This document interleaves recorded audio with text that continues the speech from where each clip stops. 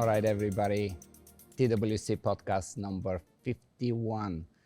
Today, very cool to finally get to talk with a good friend, old time. Like, I don't know how far back we go. I'm sure a big part of the audience know of Dave Kroyer, and those that you don't, you're gonna have the pleasure to get to know him, because hopefully we go all over the map talking dogs. We have a lot of common topics that we can talk about.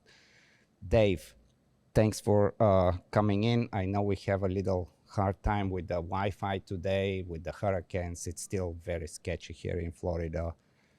But welcome to the podcast, man. And I think you would do way better than me introducing yourself. And for the people that are not familiar, which wouldn't be that many, but still we have to do the right thing. So go ahead and tell me a little bit about it. First of all, thank you for having me on the podcast, Ivan. We're lucky that we got it off with all the technical difficulties going on. But to answer your question, we go back about 25 years, I think, right around there. That's a long time. And the funny thing about 25 years, when we met, neither of us were wearing glasses. And now we're both wearing glasses. So that's a long time. Yes, very true, man. To keep mine on, or I'm not going to be able to see. So, yeah, for your viewers and listeners who don't know who I am, I've been involved in dog training and dog sport from around 1999. And I know, Ivan, you precede me by probably a good 8 to 10 years, I would think, if I started in 99. Yeah, that's probably right. Yeah. And yeah, around 1998, I completely switched careers in my life. My whole life, I was a professional musician, and that's what I did for a living. And I woke up one day. I mean, there were multiple reasons why. It had nothing to do with financial reasons or anything. But I decided to get out of the music industry, and I chose to get into dog training. And I did, and I grabbed a hold of it, with both my arms and feet and everything, and made a career out of it. And I myself kind of chose to go down that working dog road, and sport dog, and even, whether we call them police dog, military dog, that type of thing, working dog in general. But I obviously, as a professional, I train companion dogs and all that. But the industry in itself, my career has taken me and yourself around the world, and it gave me the opportunity to meet people like you. And yeah, I think that's about it. If people are interested in my accolades, which I don't even talk about them anymore, but they could go to my website, look at my accomplishments. I'm at a point in my life where I don't really like to talk about myself much anymore. I don't know why. No, I get it. I feel the same way sometimes. There's times that I have to kind of point out to certain people that, we're not quite on the same level, but that's very rarely. But man, like you. Oh, for sure. Right. Because you have some, and I remember me being the same way when I was young, and I'm like, oh yeah, I'm the best, but it takes some time, and you and I know what it really takes. And what is really interesting between you and me, like we've shared so many competitions together. We've been to world competitions together. Yeah. But besides that, like, our interest in various different aspects of dog training intertwine in a really interesting way. Like, we both are fanatics when it comes to protection dog sports. like all the ring sports, all the IGP stuff. But on top of that, well versed in AKC obedience, agility, all nuances of different branches of dog training systems, methodology, if you want. Then the judging. I mean, being an IGP judge, speaking of you, I'm only IGP judge and I don't want to even talk about, but you were a Mondial ring judge for a little, and which is kind of shame, and you can choose to talk about this or no, but then I mean you won the NARA championship, and I mean this is just like we really have a lot of very interesting contact points in our career, and every once in a while we get to meet. And the last time, I think it was the AWMA, and I was like, man, I need to get a. I'm really getting crazy about Mondial Ring again, and that's where I pulled you over, and I'm like, Dave, you just got into the judging, you got into the decoy stuff. I need some people to give me some ideas, and yeah. So for right now, where are you at? Where is your head? What's going on in Dave's world today?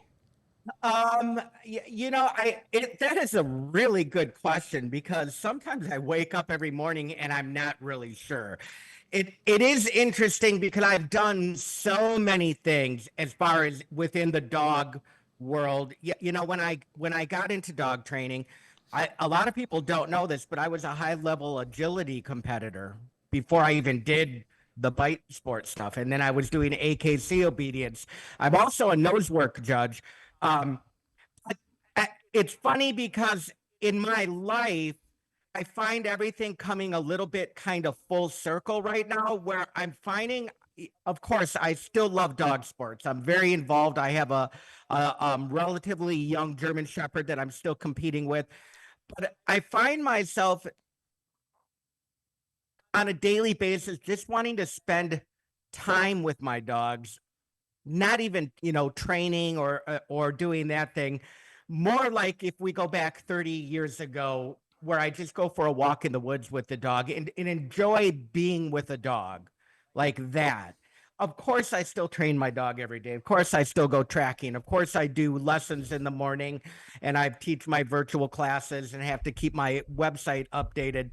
But everything's kind of come really full circle, where I just like hanging around with my dogs and maybe doing nothing with them. And the other funny thing is, in my life, it's come full circle, is I've back in the music industry, which is kind of interesting, because I never thought in my life when I left that I would come back to it.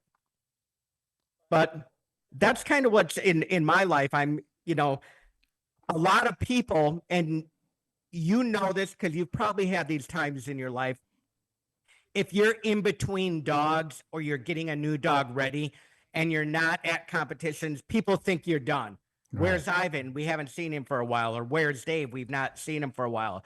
We're always still here. We're the old guys that never have gone away. It's just sometimes maybe we step back, or we're preparing a new dog, or we're not. I've really backed off of social media a lot in the last probably 2 years. And people will wonder, well, is Dave still training? Of course I'm still training. Of course I still have a dog. There was a point around 2017, I think, after I went to the FCI with my German Shepherd, Anton, the FCI World Championship, that I took 2 years off, but it was 2 years off from IGP. Why? Because I was concentrating on my Malinois ring. And I told myself, well, he was on the back burner for a while when I was training Anton, so he's gonna be at the front now. And that's when I started doing more than the French ring thing, and won NARA championships and stuff like that. So we're never gone. You're never gone. If somebody doesn't see your name on the list at a championship, that doesn't mean you're gone, right? Just sometimes there's little breaks where we're preparing new dogs or stuff like that, or like myself, I kind of stepping back a little bit from the social media thing. That's crazy about the But I'm social. still here, 100%. I know. We are addicts. You know, we can step back for a moment, but then we're back in it. That's for sure. I remember you surprised the hell out of me, and I remember that time for some reason because I don't know why we were there, but we were in somebody, and I think it was some friend of yours. We were in St. Louis in somebody's house, and that's when you told me that you were all into the music and playing and DJing and everything. I mean, I was like, I Oh my remember it God. like today. Wait, this is an incredible story. Right. Like, this is a very funny story because first of all, we were at my friend's house. We were down in, it was my friend Matt, because I used to live in the French Quarter. But if you remember why we were there, No, I me and don't. you were both doing some show dog stuff, which was probably, well, the funniest thing was me and you doing show dog stuff. Okay, I guess.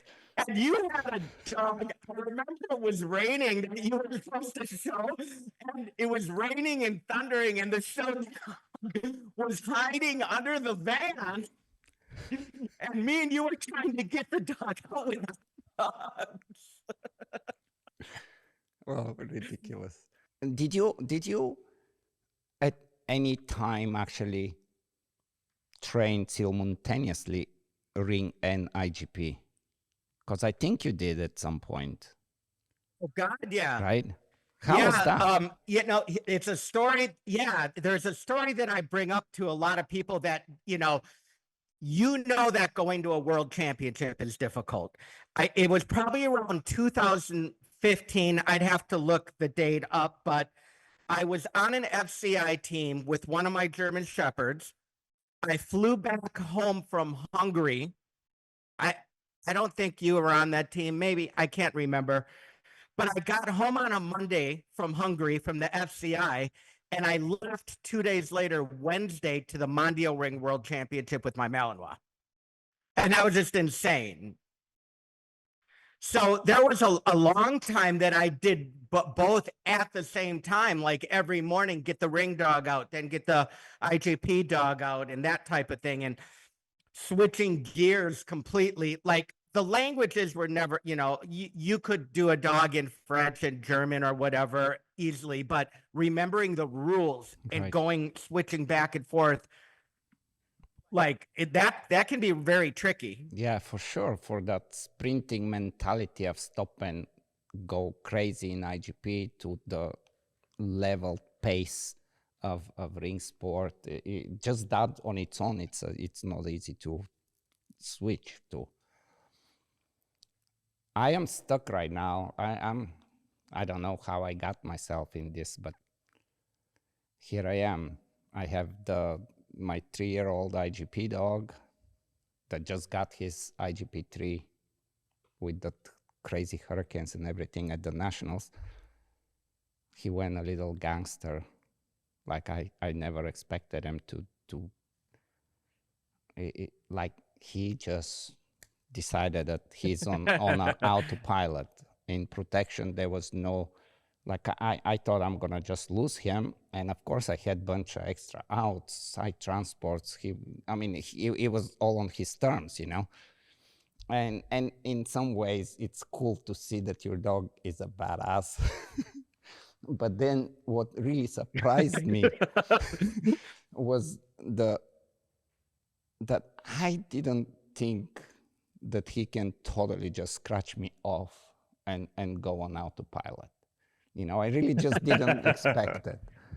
So, but these are the moments where I think training gets so cool, and you're kind of excited to get back and do what has to be done. But so I have the IGP dog. I have the Mondio ring dog that I was telling you that we talked about, the female.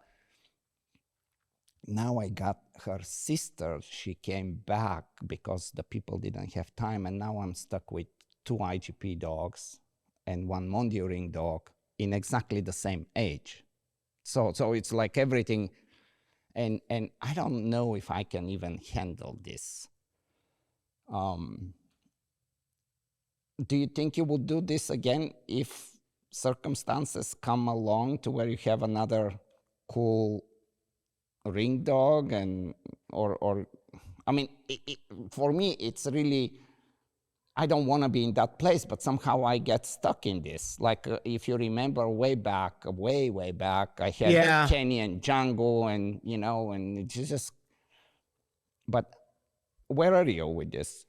I think like, will I do it again? 100% I will do it again. I mean, like in where it becomes tricky, I think if the dogs are not if they're at the same level of training when they're young, that can be tough because you have to put a lot of energy into building the dog, teaching everything. But like in my situation right now, I don't even own a Malinois. Unfortunately, my Malinois passed away last week from the Chagas disease. Are you familiar with Chagas disease? Was that some mosquito thing? The kissing bug. Yeah, some bug. Yeah. Something from Brazil it's or from something. Yeah. So yeah. Both of my Malinois had it, and he ended up dying. My current German Shepherd has it, but he has low levels, and we're treating him for it. But so my German Shepherd right now is 5. He is in the maintenance stage of his competition life. I could get another Malinois right now and be building him because my Shepherd doesn't take that much time from me. I could do nothing with my Shepherd for months, and in 6 weeks have him ready for a championship. So that would permit me the time to build a Malinois for ring. But if you have 2 younger ones, or that you're trying to build all at the same time, yeah, it's tricky. Can you do it? Yeah. Like 15 years ago, 10 years ago, maybe I had a little more energy to do it, right? But you're in the position where if you have 2 IGP dogs and the Mondio ring dog, it can get really tricky. And you know yourself, Mondio ring, because we've talked about this stuff before, setting up the field, all the scenarios, like that gets really tricky. And I'm kind of a clean freak. I don't like a lot of stuff on my field. I like it to look like an IGP field. So if I'm working on Mondio ring stuff, I got to take everything out of the shed and put it out there, right? And then clean it up. So yeah, that can be tricky. Very true, man. The Mondio, I try. It's like anything else. Yeah, I try to do the same with the Mondio stuff. I bring it out, and then I have to put it back in somewhere. I have to move it away because this is just all this, like a yard sale, like it's just crazy. Right. the and then you obviously, so when we talk with the ring sports, you have to deal with like the decoy, right? So you have to, a lot of it you can do yourself. Like I do all the foundation stuff myself on the dogs, but it gets to a point, I mean, maybe your bones are better than mine, but I know last time we talked, we're both broken. We can only do so much. Then we have to prepare our dogs for higher level decoys and that whole thing. Yeah. This is the French ring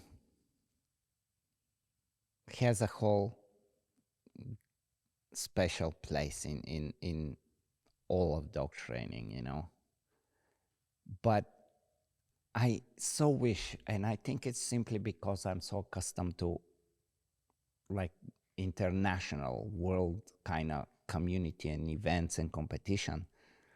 Yeah. That in one way, I totally respect them that they're keeping it for their own, because nobody can tell them what to do with it. Besides the dynamics in the country, right, and their animal rights and so on. But you take IGP, every single country and every board member can decide, oh, let's take the stick skits off, or let's change the A-frame to whatever. And And they, you know, like to some level, all these too many opinions coming from different angles, and sometimes from people that really shouldn't have an opinion in my world. But and so anyway, Yeah. the ring sport, the French ring, I really like that they keep it together, and I hated that they keep it together because I would die to play it in a world level, you know. Yeah. I think that it's a really good point. Like a lot of people that know I do multiple sports and even have judged different sports, you know, they say, well, why are you always drawn back to IGP? And I always say, but the theater is very big. Like I'm drawn to the world theater, the world stage, right? But if you really ask me in private over a beer, I actually kind of prefer French ring. Right. But there's no world stage, right? The French used to invite one American to the cup. Now they don't say no. We don't even care about that. We do have our the Cup of Americas, Canada, Mexico, and United States every other year. But that's still it's a great trial, and I love doing it. And you do have to qualify for it, but that's not like going to the World Right. Championship. So I do wish it was a bigger world type of theater, international theater for French ring. But guess what? That's why they still have stick hits because they're keeping everything. Hey man, we're just gonna sit here and run under the radar so nobody, really sees what we're doing. And people think that French ring, and this is not a slam against PSA, but people think French ring is just like some street ring. There is a lot of history behind French ring. If I'm not mistaken, it may be as old as Schutzhund. I mean, we can dig up old video of French ring. Mario ring is the newer sport, but I'm right with you. Like, I wish it was more of an international thing. But that being said, nobody really can tell them what to do until it gets internal, and then the green people, I know. that's going to happen to everybody anyway. But You think so, huh? I'm optimistic. I think we will be able to preserve in the States the dog sports. I really believe that. I don't know about Europe. Europe is like I'm very puzzled of what happens just overall in Europe. Forget about dog sports, but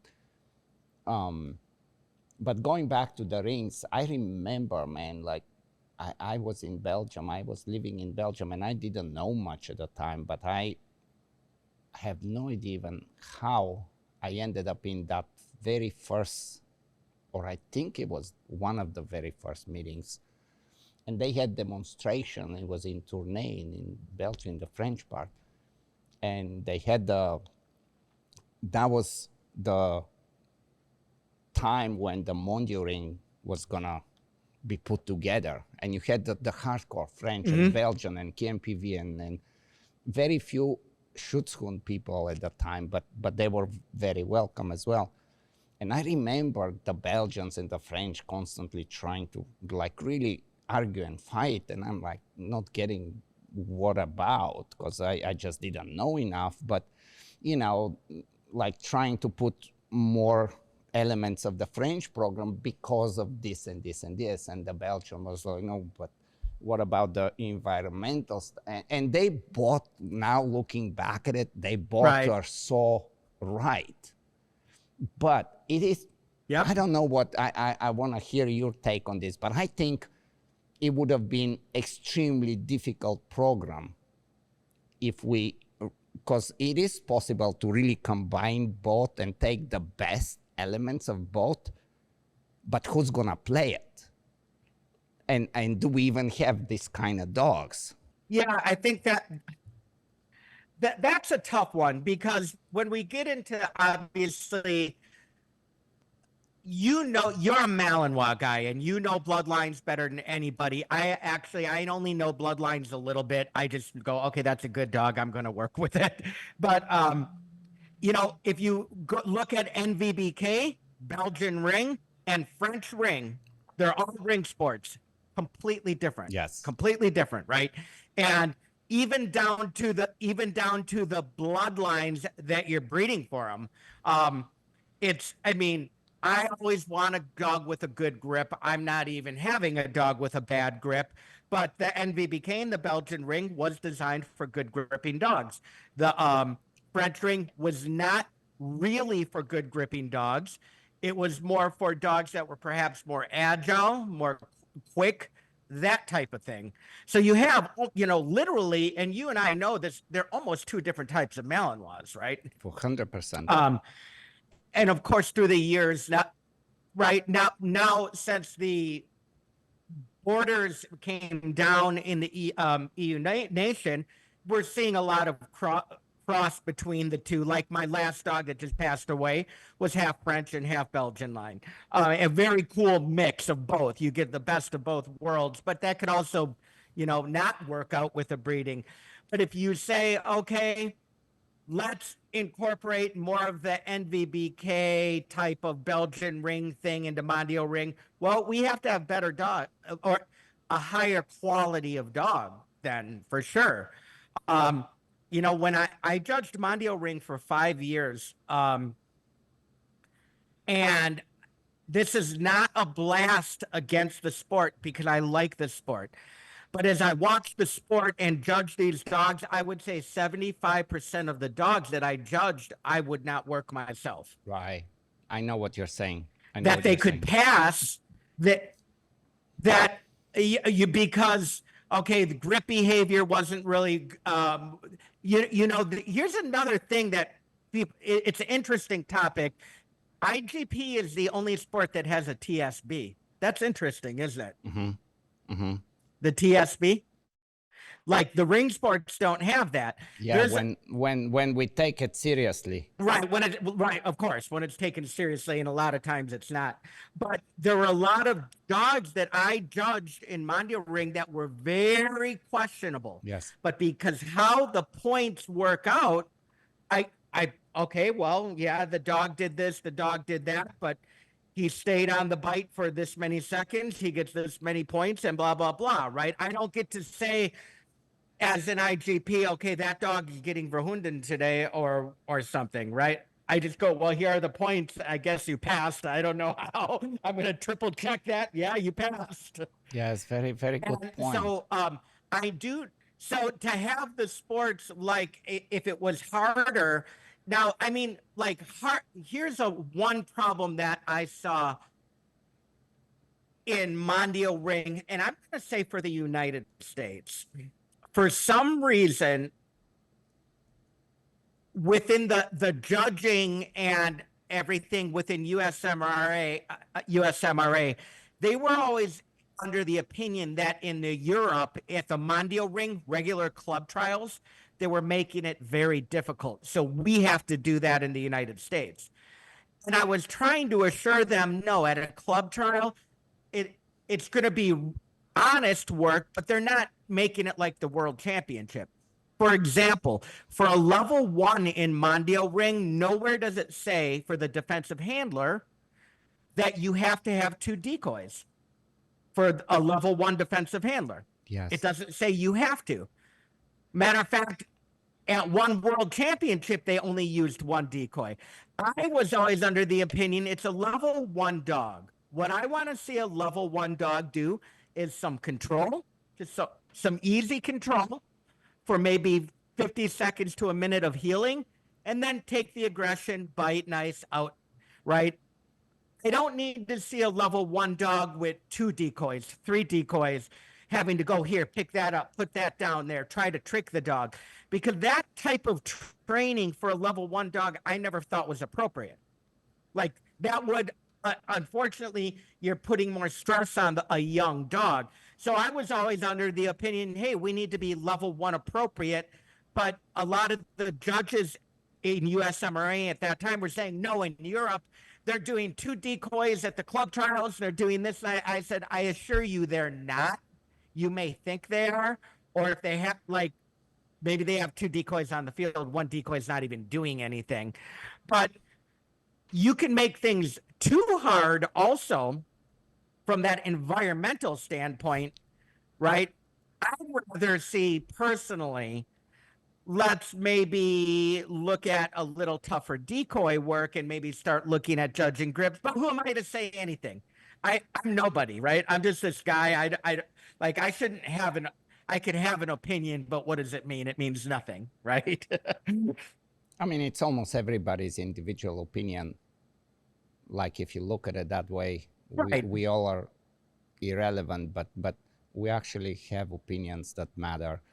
Like I know exactly what you're saying with Mondio, like, and I talked about it with quite a few people, and I hope that things kind of get reversed a little bit, because it's, I mean, first of all, like the whole idea that you brought up with the level 1, level 2, level 1, level 1 in any dog sport it's about, is that dog a prospect? Does it have a promise? Is it worth it? And that's really where we should focus on. But monitoring overall, I think it's just going way overboard with impossible scenarios, to where you are forced as a handler to start to cheat and to do things that are not really based on training, but you start to invent cues that nobody else would know, so you can help your dog, because those scenarios become so ridiculously impossible, not difficult, but impossible. And that's where the appreciation for the other ring sports, in my book, it's higher. And again, I don't want to trash Mondio, because that's my game now. I'm gonna play it, you know. But I wish that we. And I'm with you. I love the sport. Right. I think, check this out, Ivan. If you go back and watch World Championships from, we can go back 10 years.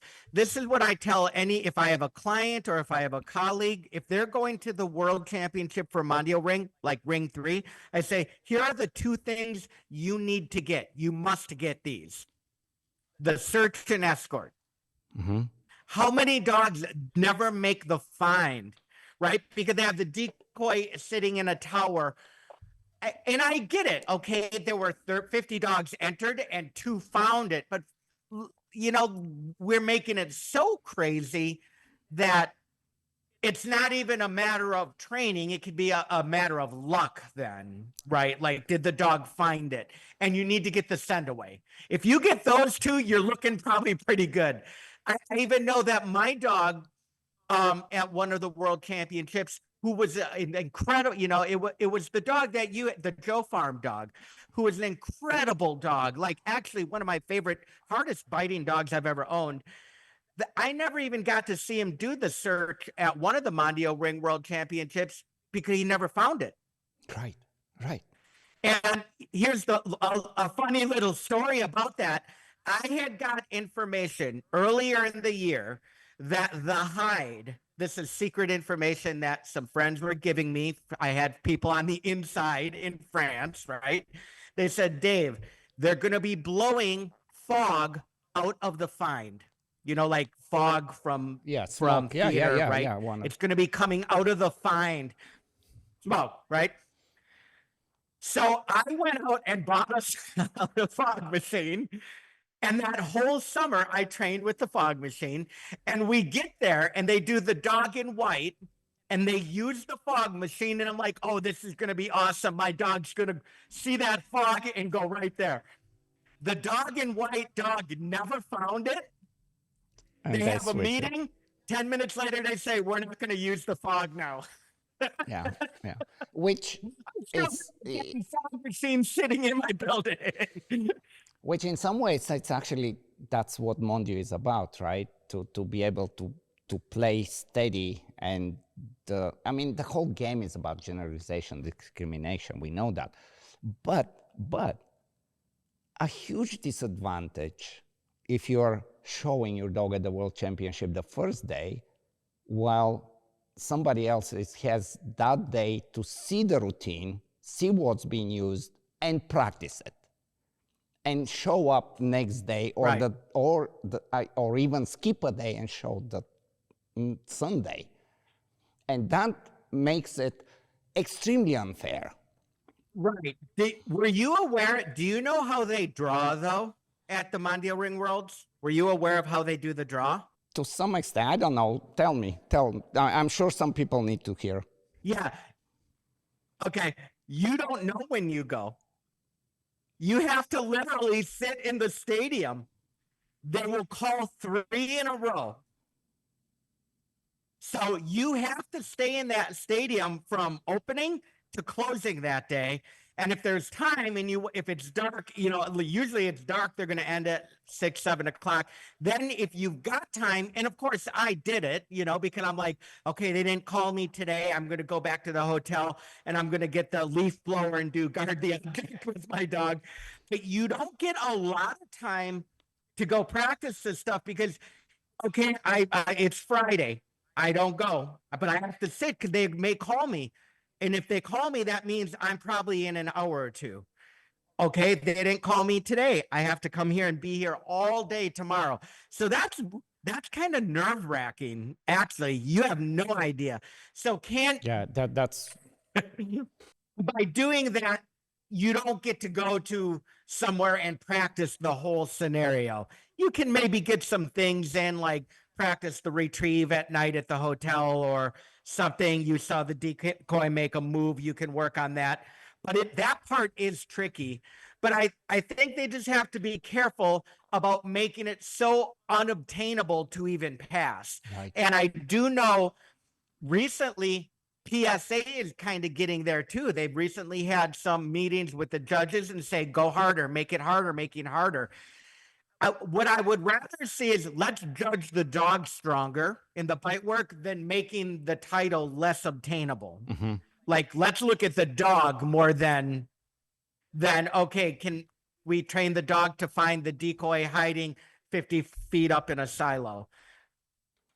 But that's just me. Like, what, once again, what's my opinion? I like to see more of a test of the dog. And so in French ring, if you ask me today, and I will blatantly say this out in front of anybody, which is the bigger test on the dog as far as protection work? To me, it's French ring at the highest level.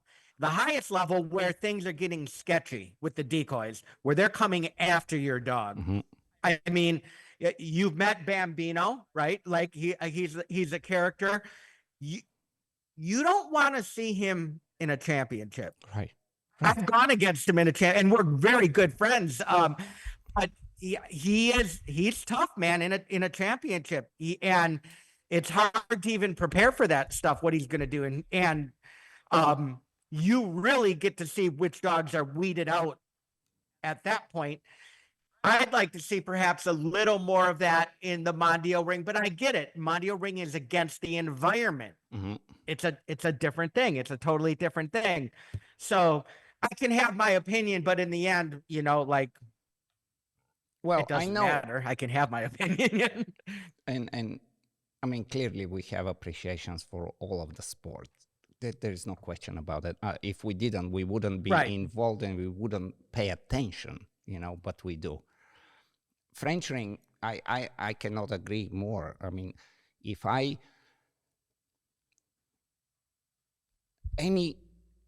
I feel strongly about this.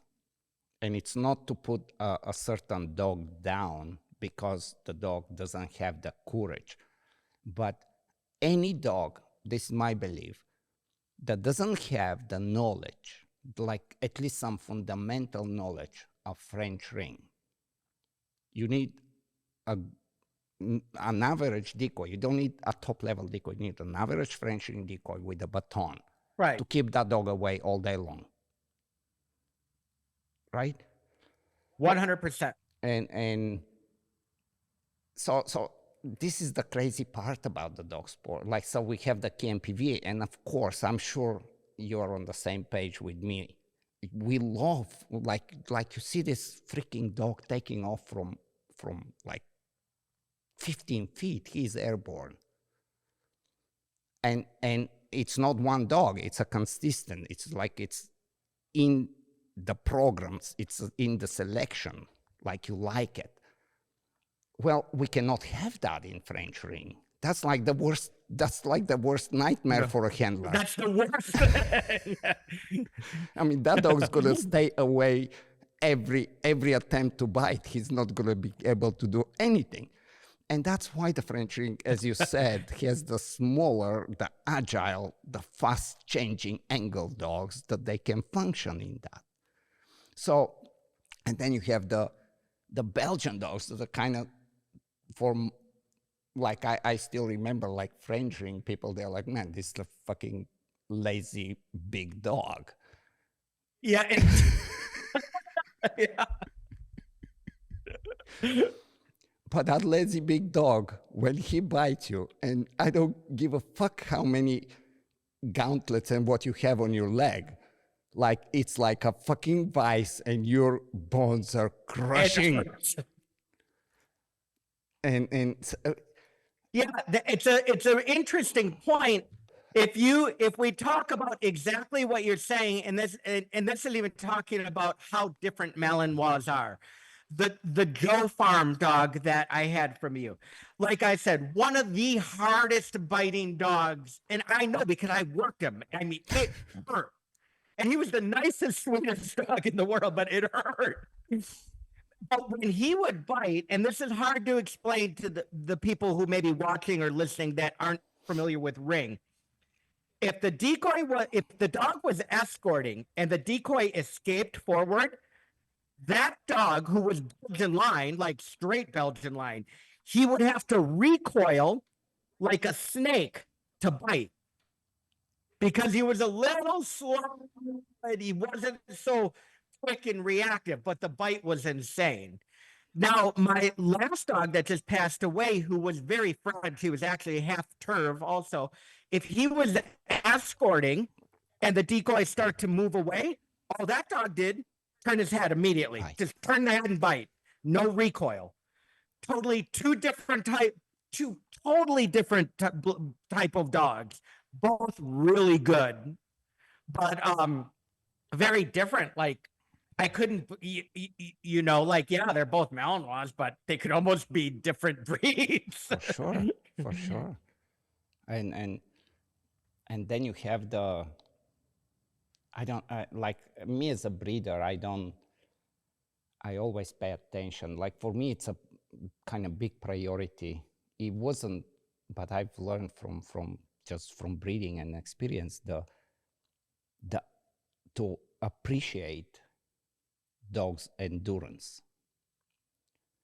Not so much how you train to try to teach them how to pace. They either have the endurance or they are kind of like a marathon runner, a sprinter, and somebody that does running in between. And that's where IGP dogs can kind of, especially talking Malis, they can have this very short fuse and they can show you some extreme stuff. But then it's over. They just don't have physical or even mental endurance anymore. And the ring sports select for that, even though probably I don't know, some young trainers and breeders, they probably don't even understand that. But I know the old school, everybody that's been around, they're like, well, no, I take under consideration how hot it is right now. How many, is it 5 minutes or is it 35 minutes that we're on the field? How is my dog handling? Is he coherent? Even are the receptors shut, right?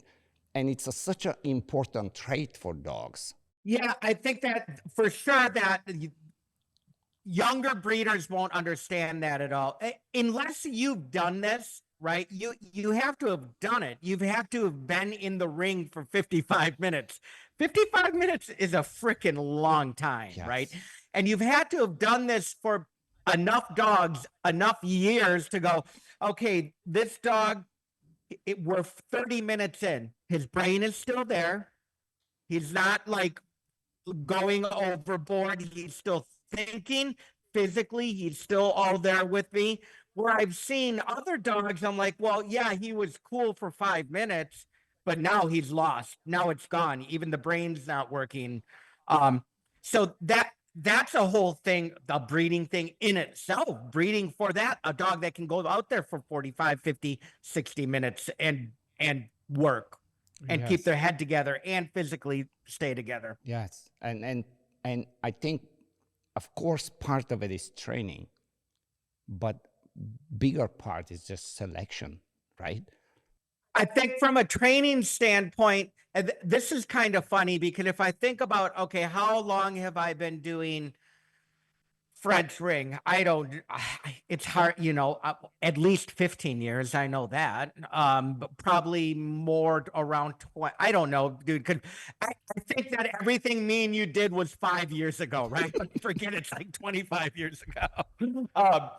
But I just go, wow, I think I only started to really figure out French ring 6 or 7 years ago. It took me that long to really understand it and go, well, why are the French doing it that way? Aha, I understand why the French are doing it that way. Interesting thing, I originally learned French ring in Mexico, which is really next to France, second in the world. Well, there's only probably a few nations that do it, but that's where I learned literally in Mexico City. I spent a lot of time down there, and this is a stupid, funny little story. With my first ring dog, the Joe Farm dog, I loved his big grip. I never wanted to destroy the grip, so I never taught him to have a fast out. Well, that caught up to me in the end with that dog, right? It took me so long to learn, okay, French ring is an out game. Yes. It's a totally an out game. And when I learned deeper and talked to people, my friends in France, and had got to speak to some top level trainers in France, and found out, like, when they're preparing for a championship, they send the dog to bite, and maybe that dog's only allowed to bite for 4 seconds before they pull the dog off. If you said that to me 15 to 20 years ago, I would have said, that's insane. And I think for me, understanding, I will never say I'm a master of any sport, right? But I have a very good understanding of a lot of sports. Knowing all these different sports has really turned me into the trainer that I am today. I really believe that having done all these sports have affected how I train each sport, because I cross over ideas constantly. Yes, that. I was gonna talk about this, and I was gonna bring it up, and since we are on it, I think it's a super. Like, I know people like us are in a, like, we have this almost unfair advantage of understanding different programs and different types of dogs, and being able to mix and match when needed in a way that somebody that is stuck in one program simply cannot come up with this idea that has been run and run and run for like 20 years in a different sport, I know you have been involved in personal protection training your whole career. I had been involved in, I don't do so much of it anymore, but I've been heavily involved in training police dogs. I'm a consultant for the Department of the Defense, procured dogs for Homeland Security, Border Patrol. So I know that side too. You know that side also, right? So, like, just it's crazy. I never say, oh, I'm a great trainer. All I say is, man, I've seen a lot of shit and I have a Right. lot of experience and I can apply that to my training.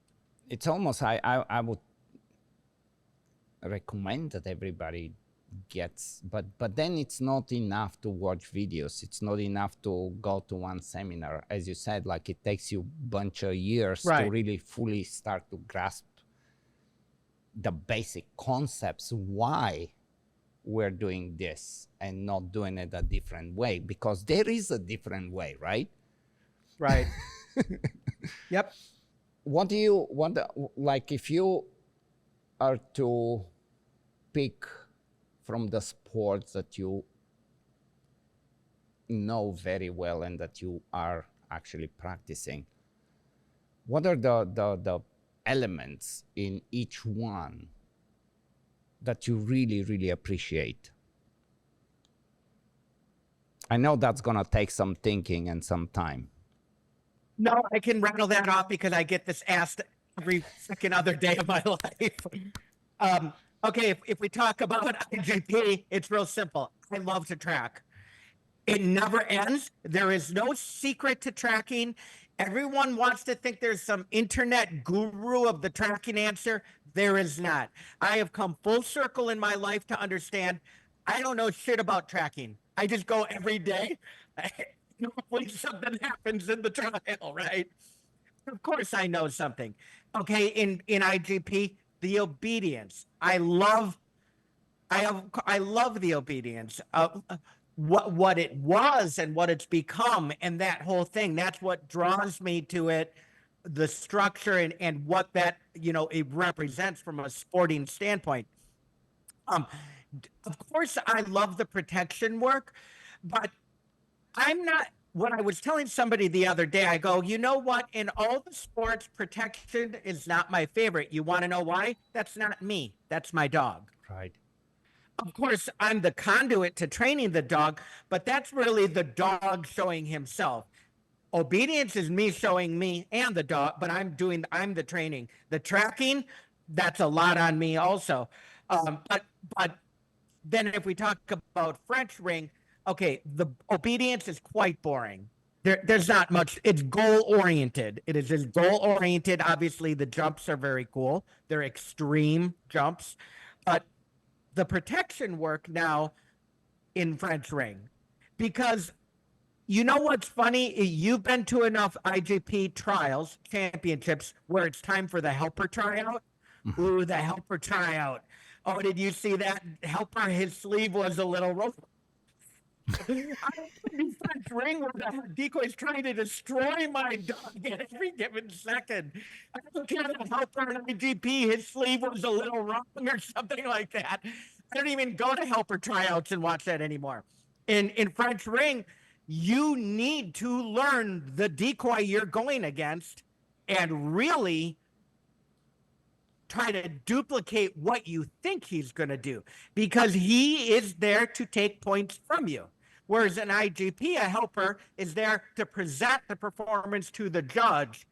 In French ring, the decoy is there to take the points from you and the dog.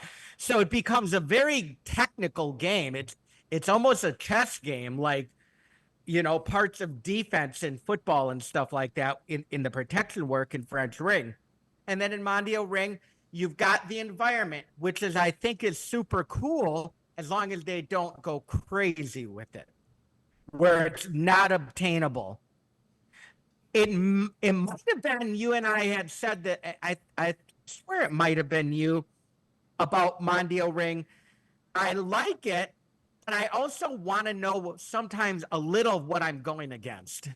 Right. It may not have been you. It may have just been me saying that. Yeah. I like the environmental stuff. I think it's really cool. I just want to make sure it's obtainable. I want to make sure it's obtainable. When things become not obtainable, I don't, it's hard to give your whole soul and the training and the dog and the money to when they take the decoy and put him in something that my dog's never going to find in a million years for the search and escort, right?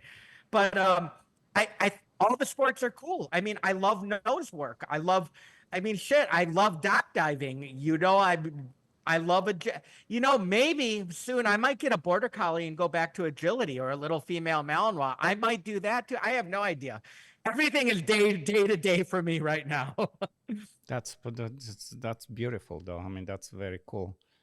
But like I'll take you back to what you were saying with the protection, comparing the protection in different sports. When somebody has the eye to evaluate a dog's performance in protection, I feel very capable to decide to kind of make up my mind about the character of a dog, regardless of which protection sport I'm watching. And regardless, like I can totally take the 100%. training away, take the sport away, strip it down to what is your genetic predisposition, who are you? And I think when you have the eye, you can pick up who is who, right? But also there is a difference. Like I may like a certain type and you may like a different type, and he and she may like a totally different type, depending on what game they're playing, right? But French ring, again,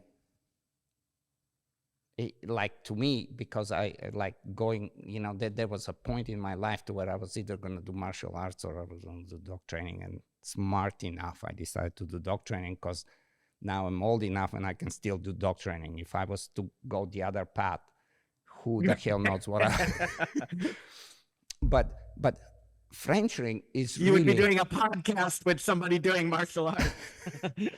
French ring is really like, it is the purest form of dog martial arts, like jiu-jitsu, like it's just like from one move to another move, and you just keep rolling to the next thing. And when a dog is just not prepared, it's not that the character or the, it's not there. It just, he's not prepared. He's like, I've never seen this, just like how you would get somebody super strong and super good in some fighting, and within 30 seconds, they're tapping out just because they don't know.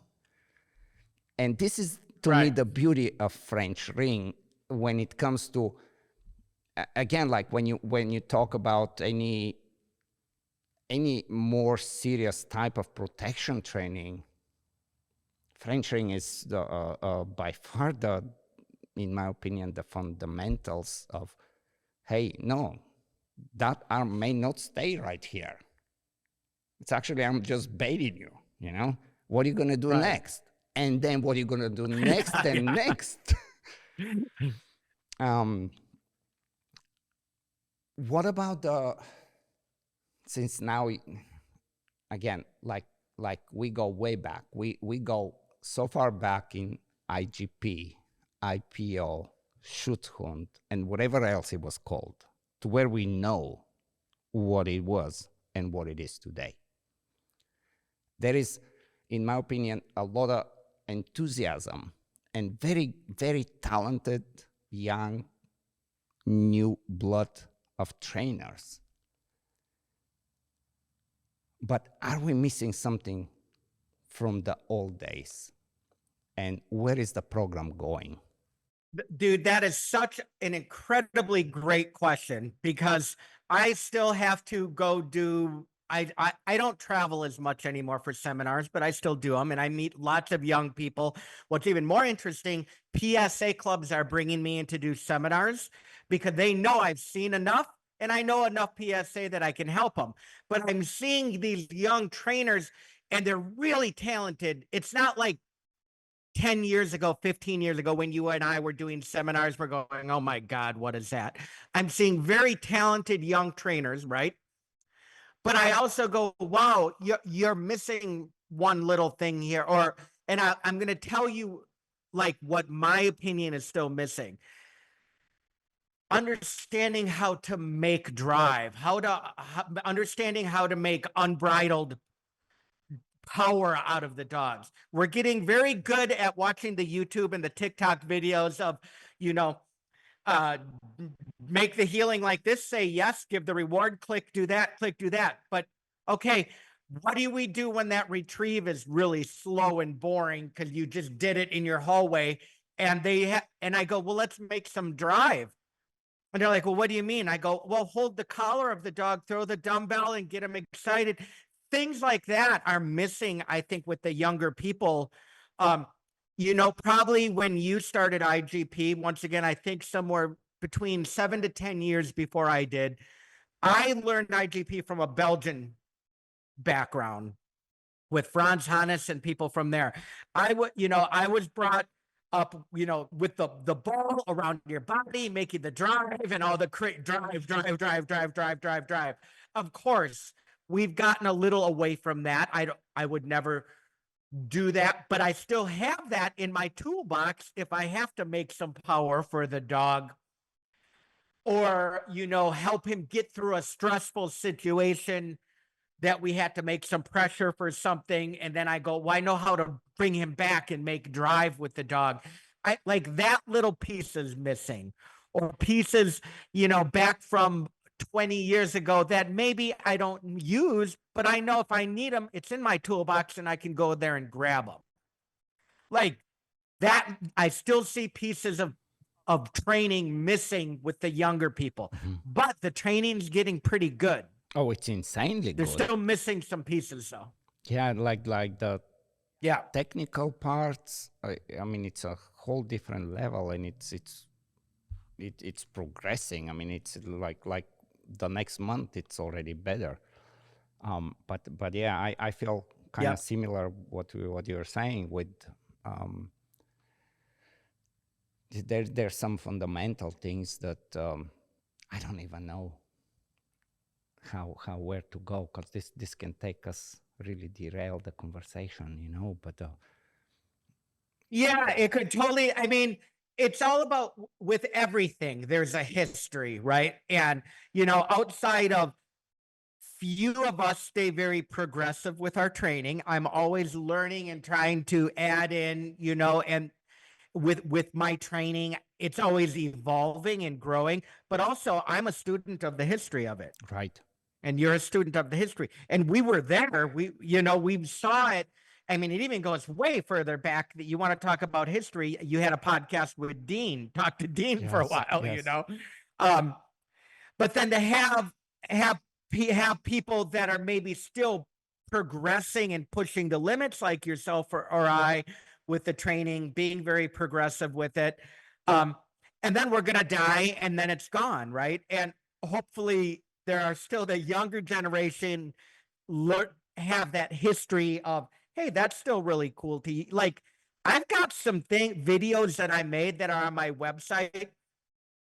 And I straight tell everybody I learned that from Fritz Bieler, right? Like this is something I took from Fritz Bieler. It was some cool things making drive with the retrieve or whatever. And if you've never been to Fritz Bieler's place, that's a whole laboratory in itself. And I'm always the first to give credit where credit's due. I think on one of my reward-based out instructional videos, I tell you, but this is not me. This is actually Ivan. And with I was thinking of you the other day. I had some clients that are new with competitive obedience. They see all the TikTok videos, see all the YouTube videos. I'm like, you need to make some drive with that dog. It can't be so robotic, especially because the dog needed a little. It wasn't like a really driven dog. It was a nice dog, but I had to kind of show them how to play with a toy. And I go, you know what you need to do? You need to find these DVDs by Ivan that I don't even know, like if my old DVDs are the one that called The Game. Yeah. Right. Like that was such a revolutionary thing that the younger people probably have never seen it. It's probably not available. I don't know if I'm sure you've expanded on that with your current stuff. Yeah. But it's like Well, you need to know how to play with a tug with your dog, like how to interact and just play tug. Just don't ask it to do anything. How does it understand some game around your body that's fluid, whether it's with a ball, with a tug, I don't care what you use, some kind of a game like that's missing with some younger people too, or newer people. Yes, Which is because kind of interesting. I'm like, yeah, I feel I agree with you. This interesting conversation. Like really, this is like I can have that one with not too many people, and the kind of the modern, if you, that's what we want to call it, type of sport dog training. It almost shifted to an extreme of focusing on creating the behavior, whatever the behavior is, but that behavior is not goal oriented anymore. Like there is no purpose anymore. Like the dog is doing, and right, if they could speak and you ask them, there's no why are you emotion. doing this? He's just doing something. Right. And right. I think there are attempts, I think at least in the IGP world, there are attempts to try to bring that to the attention of the training community, but I'm not sure if we're successful or not. Because at this point, we know that there is so many ways that we can create the behavior. But the question is like, at least my question always is, and when you have the eye, and especially like somebody like you with the incredible experience in all different sports and being a judge in all different, like you can see if that dog does something with a purpose, or it just does it because it's taught to do it as a like a isolated behavior. Right. And this is, I think, a dangerous place where we are, that somehow I feel we need to come back a little bit. I 100% agree. Like I've been actually struggling as of late. I'm teaching right now. I'm doing a virtual class with some kind of, we'll call them new people. They're new to competitive obedience, new to the dog sports.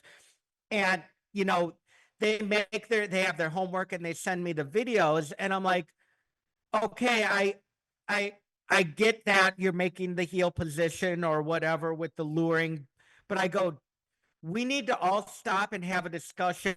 What is this? What is competitive obedience, right? Like it has to be this thing the dog, first of all, enjoys. It's not robotic. It has to be, it's more than sitting in your living room and luring the dog to the left, to the right, and in between the legs.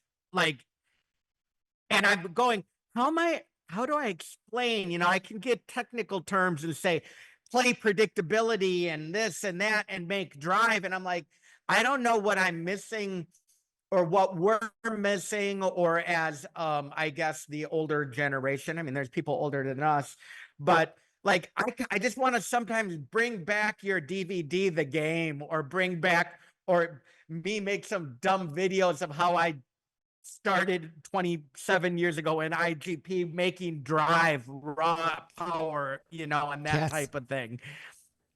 But it's a tough one because you're right. There's a difference between, well, I can train a behavior. I don't even care how you make the behavior. There's a million ways to make the behavior, but now capturing it all. And why is the dog even doing this stuff? And I struggle with that.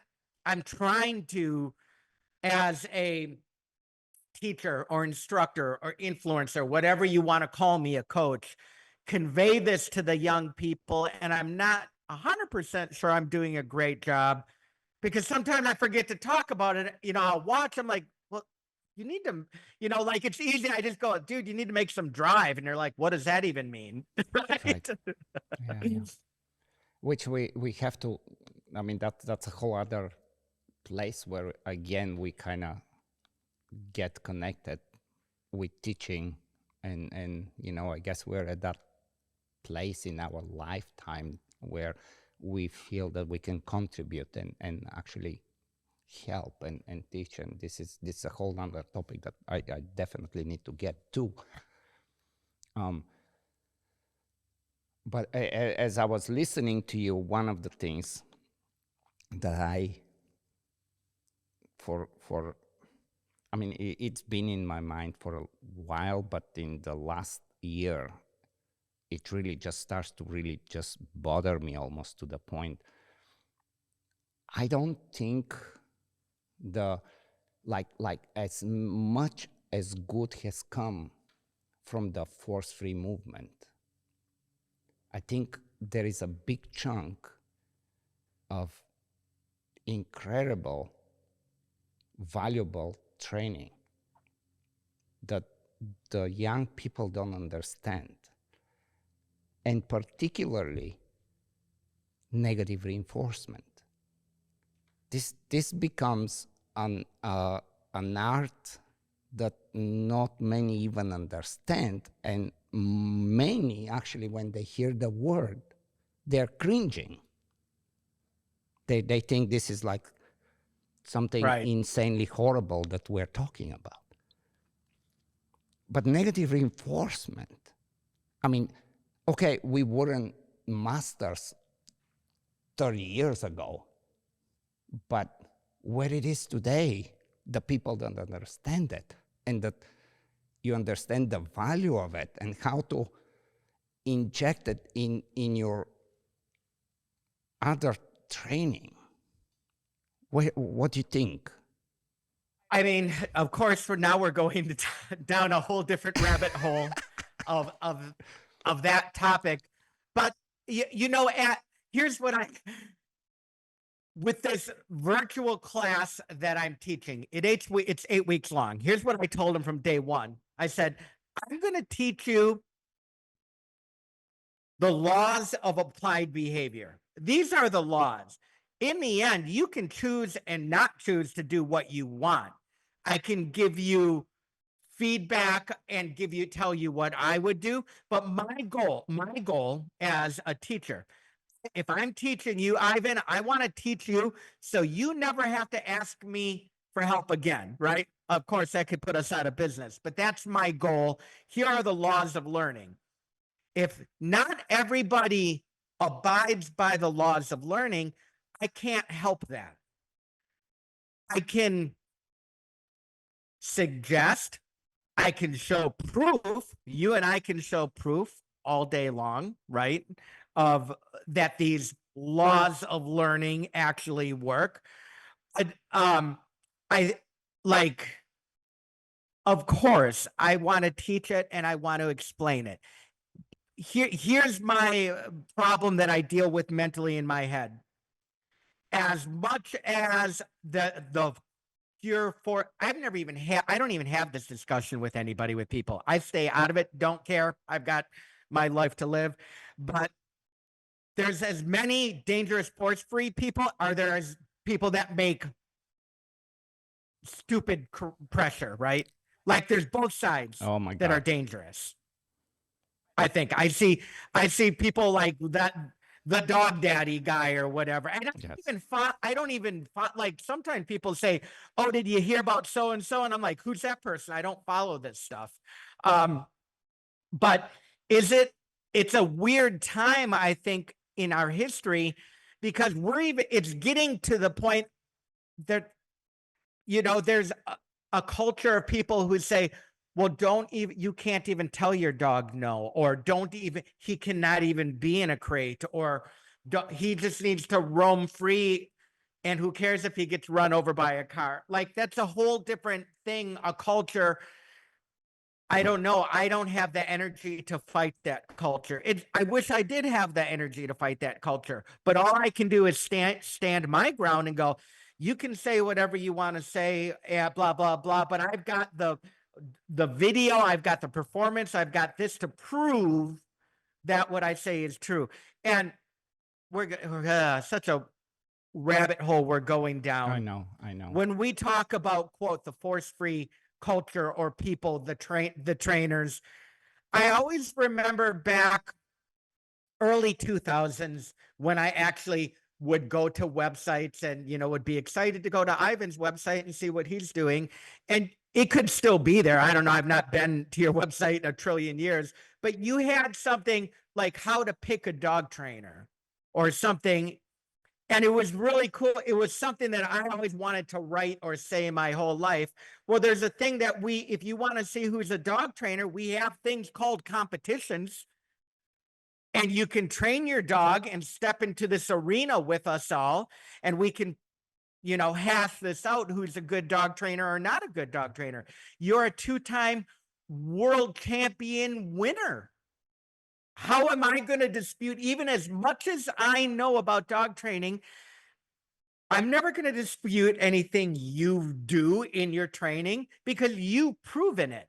You put it on the field versus a social media influencer who has quadruple the number of followers you have, quadruple the number of followers that I have, but I've never seen him train an animal in his life. I've never seen him train an animal. Like, you can't show me you've trained an animal, not to mention argue with me about what is this and what's that. So it's become this thing where how can I even have this conversation with so and so and so? That would be like if you wanted to have a conversation with me about martial art, I don't know shit about it, so I'm not going to talk about it with you, right? So I don't know how you want me to respond to your initial question. It's a strange culture and world we're living in right now, and I just stay in my little lane and do my thing.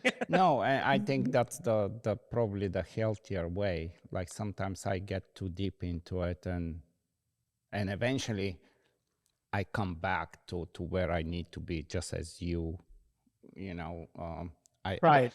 I wish I can stay out of social media the way I have no idea how you do that, because that to me it's as hard as any quitting cigarettes or anything, like that. It's just it's not easy at this point. But with the like, even when studies comes out, it's like, okay, well, let's say you make a study, great. I got to kind of understand how you do studies and what it takes for in the last 3 years, although I've spent a lot of time prior to it, collecting and reading and learning how to even read them. But what is a study worth when you have 3 people that are not dog trainers and they do an experiment with 20 dogs or 30 dogs or 60 dogs? How does that compare to a competition, as you said, that's been going on for the last 30 years? And if you, Right. like as you said, you don't know much with the martial arts, but I'm sure you cannot avoid it not to know. But the moment there is a new move in martial arts, or a new, like I remember when UFC started in the early 90s and jiu-jitsu got introduced, and all of a sudden, what the fuck is this? Like, big people are just losing fights within less than a minute. Everybody wanted to learn it.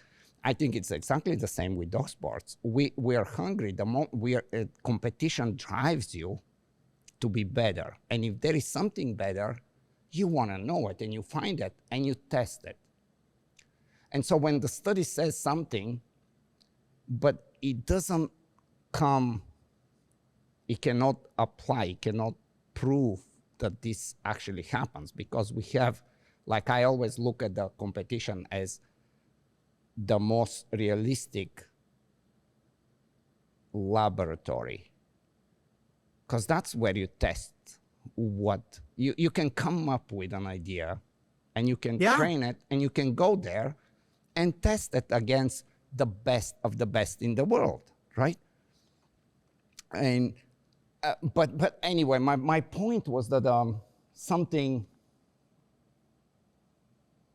about negative reinforcement, just it has become, like, in some places, if I say negative reinforcement, I will be an abuser. I mean, straight out, like, like I'm an ethical trainer that You know what I like you bring up a few times now, and I do want to kind of even for my own curiosity, but I think everybody that listens to the channel here, tell me a little bit about your classes and what's going on in there, because that's interesting for me, from again just from my own perspective, because we both are teachers and coaches at this point in our lives. Right. So give me some. I know you like it, because if we don't like it, we would not be doing it. Sure. I wouldn't do it. I want to make one little comment. You know, I'm looking at your book shelf back here, and you have, I can see it because my glasses are on. If I'm not mistaken, it's Animal Behavior by the Brelands, right? Yeah. By Marion and the Brelands. Yeah. Okay, right.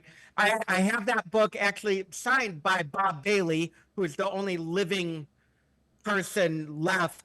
Like, he goes back to, he was married to Marion Breland, and was, when they were still understudies to B.F. Skinner and all that stuff. Okay, that's the book. If there has been new information since B.F. Skinner or Pavlov that has been groundbreaking and changed, I would love to know it. Someone please let me know some of the new information. But right there's the book. That's all I need to have, is that book right behind you. So my whole life, even when I got into this, was to try to teach people about applied theory, what's in that book, right? So it's, if you're looking for it, I believe it's behind your right shoulder. I'm pointing at it, but it doesn't matter because you can't see what I'm pointing at. I think you're staring. I Maybe kind of want to show it. I can't. People, but yeah, that's it. Animal behavior. On this side. Okay, no, other side. Go to the other side. Just put your hand on some books, and I'll tell you. I need to put. Go to your right there. Glasses. Animal. Does that say animal? Wherever your hand is, right there. Is that it? Yes, that's it. Yeah, by Keller and Marion Breland. Like, if you want to learn about it, read that. Like, the laws have not changed. If they have, send me the new book, okay? Because I've not seen it yet. And I have that book signed by Bob Bailey. Bob Bailey, out of nowhere, 4 years ago, emailed me. He goes, "Hey, Dave, you don't know me. My name's Bob Bailey. I've heard about a lot of the work you do in the working dog community. I'd love to come down to your house and meet you." I'm going, holy fuck, Bob Bailey wants to come to my house. And right. So he came down for 2 days. We went out to dinner. Spent time. He watched me training my ring dog, and he'd never seen any shit like that, you know.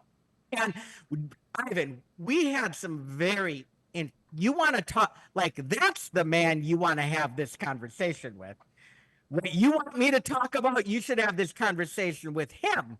I know, man. I actually have tried, but I don't think he's doing. He is still alive, so if you can catch him. He's still alive, but I think that he had some. I've tried recently to get a hold of him, but I think he's kind of having some pretty serious health problems. You know, and he's having some. Yeah, he's having health problems. That's amazing, man. So yeah, like, the questions that you ask me are, you know, it was funny. He would go, "Dave, where do you think the industry is going?" I'm like, "Why the fuck are you asking me? You're Bob Bailey." But he had some very interesting things to say to me about Karen Pryor, about Pamela Reed, and these people, right? And without getting into them, it was very eye-opening to me. And, you know, Bob Bailey, for a long time, is this cult figure of horse. First of all, Bob will be the first to tell you he's not a dog trainer. Not really a dog trainer at all. He's an animal trainer, right? And, you know, he was amazed watching me do the ring stuff. He was like a kid in a candy shop with his iPhone watching my dog go over the Palisade and all this stuff. But he was interested in the way that I was training stronger character dogs, still using pieces of operant conditioning, leaning more, I hate to say not force-free. I'm a very reward-based trainer, but still I use pressure. And he's like, well, of course you've got to use pressure. And here's a very interesting story. Check this out, Ivan. We were at dinner down at the barbecue place in Hutto, and he's telling me a story. He goes, Dave, you know, when I was in the military and we were training landmine detection dogs or tripwire detection dogs. You know what a tripwire is? You might as well explain. The dog is supposed to tell you that it's there, right? And he goes, of course, we used a heck of a lot of positive reinforcement for that training. But in the end, we walked those dogs up to the tripwire and we said, don't touch that. Right. He goes, I'm not stupid. These are the laws of learning, right? Like, of course, we don't want to use, if we're training a beautiful performance, we don't want to use pressure in the showing teaching phase to damage the integrity of the behavior. No shit, Sherlock. We've learned that from the people in the 70s and 80s. But to sit here and have Bob Bailey say to me, yeah, I think it's getting a little dangerous with this force-free movement. Yeah, it was very interesting. That's why, you know, like I can have this conversation with you, but like if you could get a Bob Bailey to have a conversation with you, like he's the last living person associated to that book. But to go back to the classes that I'm doing, of course, I have my website, right? DaveKroyer.com, and both you and I we're under the same production company for DVDs back 15, 20, 25 years ago. Okay, we were both with Forest Productions. Outside of some other issues, one issue that I had with the company is my training was changing at a very rapid pace back then. And DVDs weren't coming out soon enough. And I kept thinking that once I felt when I put this information on a DVD, it's dead. It dies right there. 1 month later, I may have already changed the way I was doing. Is that information still relevant on that DVD? Yes, but I've already moved. So I can't have 2 years between DVDs. So I was like, I need to do something where I can go, here's my information, why I made my website. If you go, Dave, how do you train a sit in motion? Go to my website, punch in sit motion. I'll give you 10 ways. 10. And maybe tomorrow I'm going to have an 11th way. Exactly. It's possible. And I say this, I go, yeah, I have a couple different ways. They're all relevant, but my training is changing and still evolving today. So we have my website, and then I have now virtual classes because it's 2024. Who doesn't, right? But the main thing that I'm teaching and that I've always taught, and if I go to a seminar, no one wants to hear this shit because it's boring and not sexy, is what's in that book right behind you of animal behavior. And I tell everybody, if I give you the knowledge, you are dangerous. But if you don't want, if you're rejecting the knowledge of what has come before us, then I can't help you. That's where it ends. Super points here, man. So my classes are just virtual classes of people that want to learn.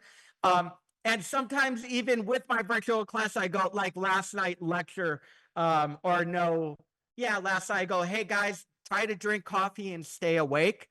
This is hard reading, but I'm going to go through this with you, and we're going to go through it, and I'm going to keep waking you all up, and we're going to understand the different ways or the different stages of learning. We're going to understand all this, and we're going to have a Q&A, and we're going to talk about it.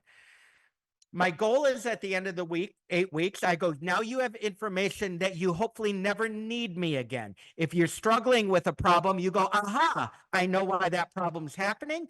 I know what was wrong in my training. Of course, we all need each other, but that's what I try to give back to the dog training community. Now, if you want to see what I personally do with my dogs, that's a wholly different thing. Go ahead and look on my website, and I can give you the 10 ways to do a sit in motion. the 5 ways to train healing. We all know there's tons of ways to train healing.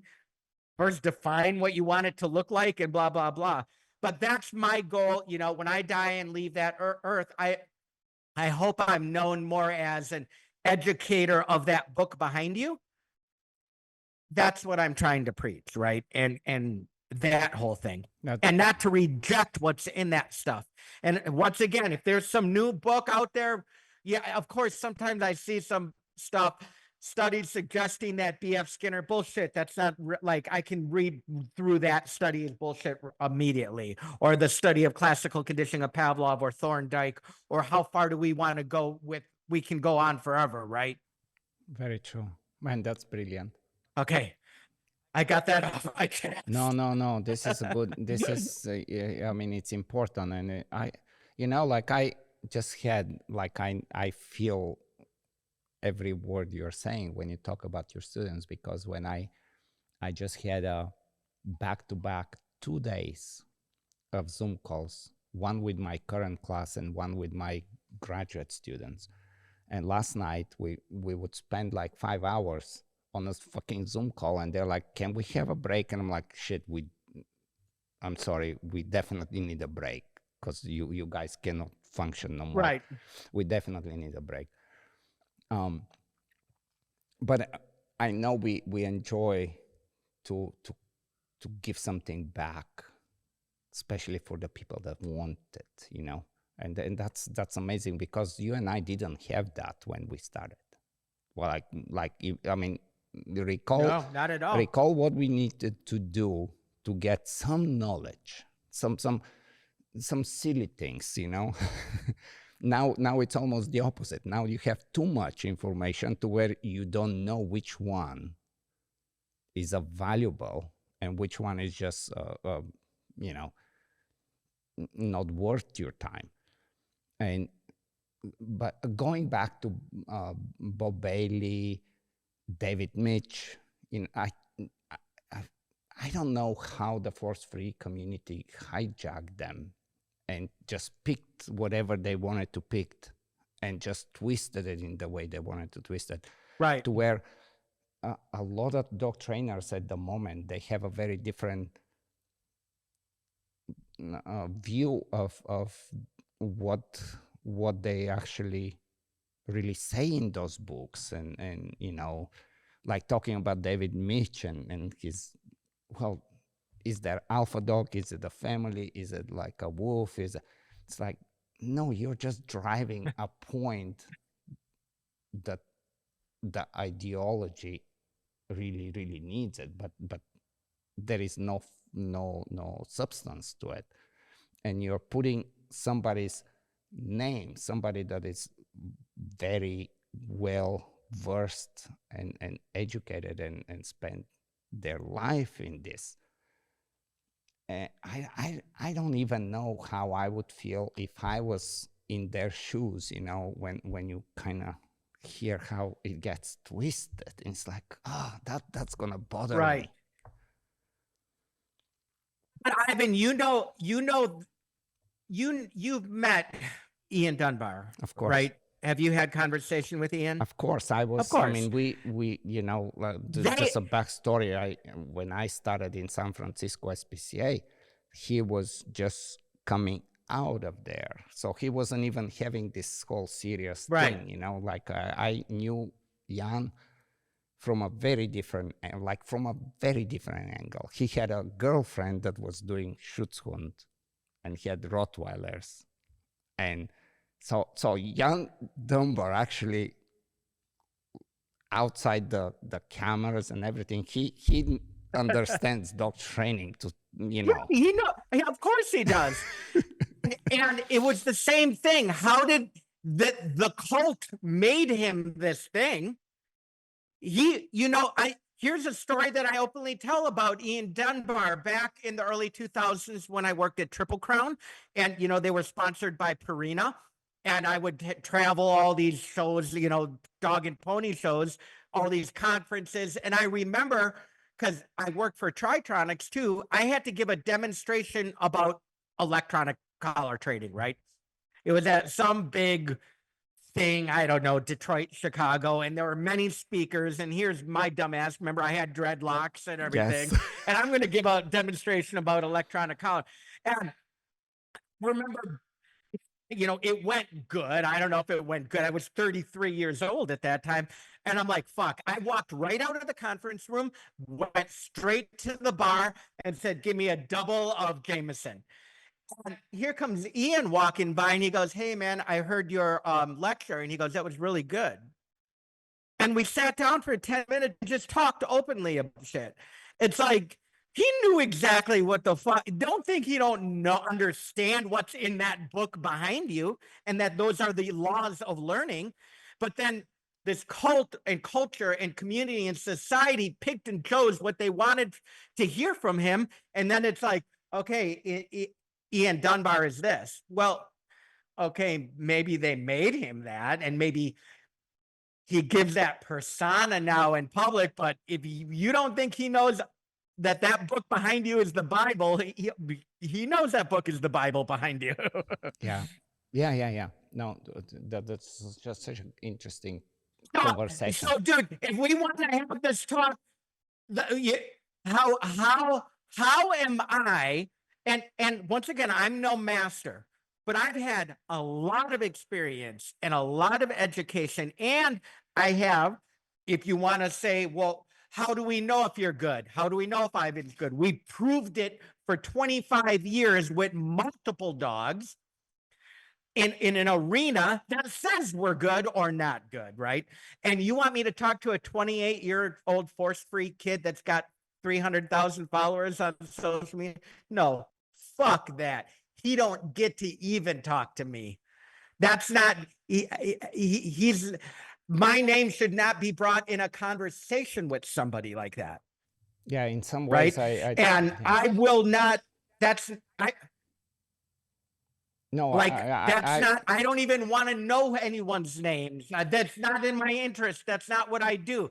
And if those people want to leave their mark on the world saying, I have 100 trillion followers on TikTok, good for you. What I leave with the world may not be that, but it'll be something that has maybe some more substance. Hopefully, who knows? I don't know. Yeah, because again, I mean, being creating followers and, truth, and likes. Right? I preach truth. Yeah, creating followers and likes and just manipulating algorithms and stuff. This is definitely I want to say it's a science, but it's definitely a skill, and anybody that understands it can learn how to do it and become very good at it. But it has no value in what we do unless somebody that can do both decides to go that route. Going back to like Jan Dunbar, and another name that comes to mind, and I did have him in my podcast, in my early podcasts, Roger Abrantes, ethologist. Mm-hmm. I mean, a big name in the dog world back in the early 90s when the APDT and all this was really starting.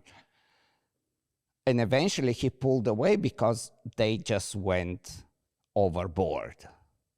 They really just went overboard. And it's like, this is like, no, I cannot go against what the natural laws of learning tells us. Like, I cannot pretend that they don't exist. I think Jan, he kind of, even now, he adapts and he's, making what he needs to make. I mean, everybody has their choices and it's all good. But I'm glad to hear that, I'm in the same thing. I know from the time way back, he understands, he knows.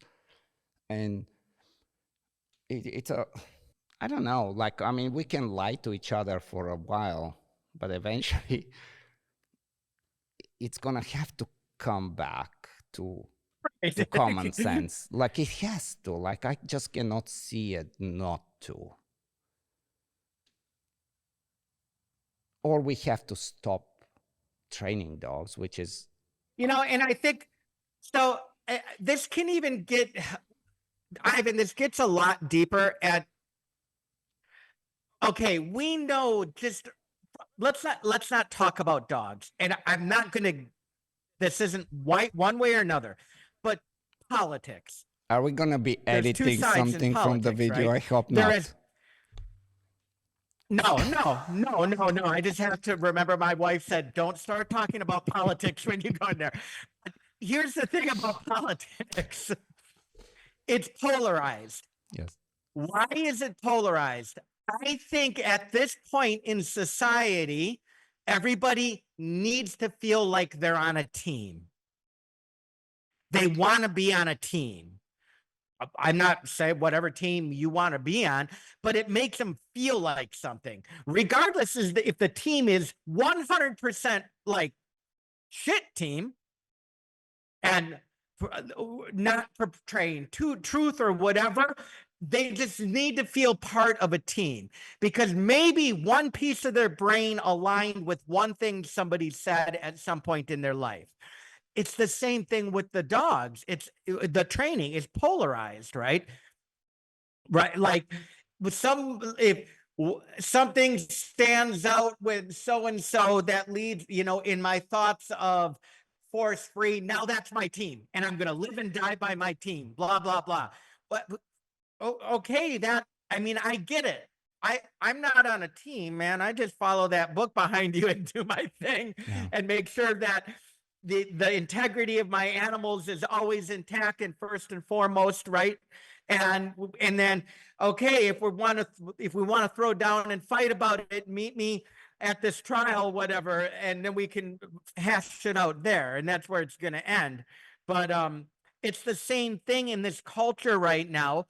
And you asked, how is it that I can step back from social media? Dude, it has hurt my business because I have a virtual business. You called this out 15 years ago. We had the discussion. We said, this is where it's all going, right?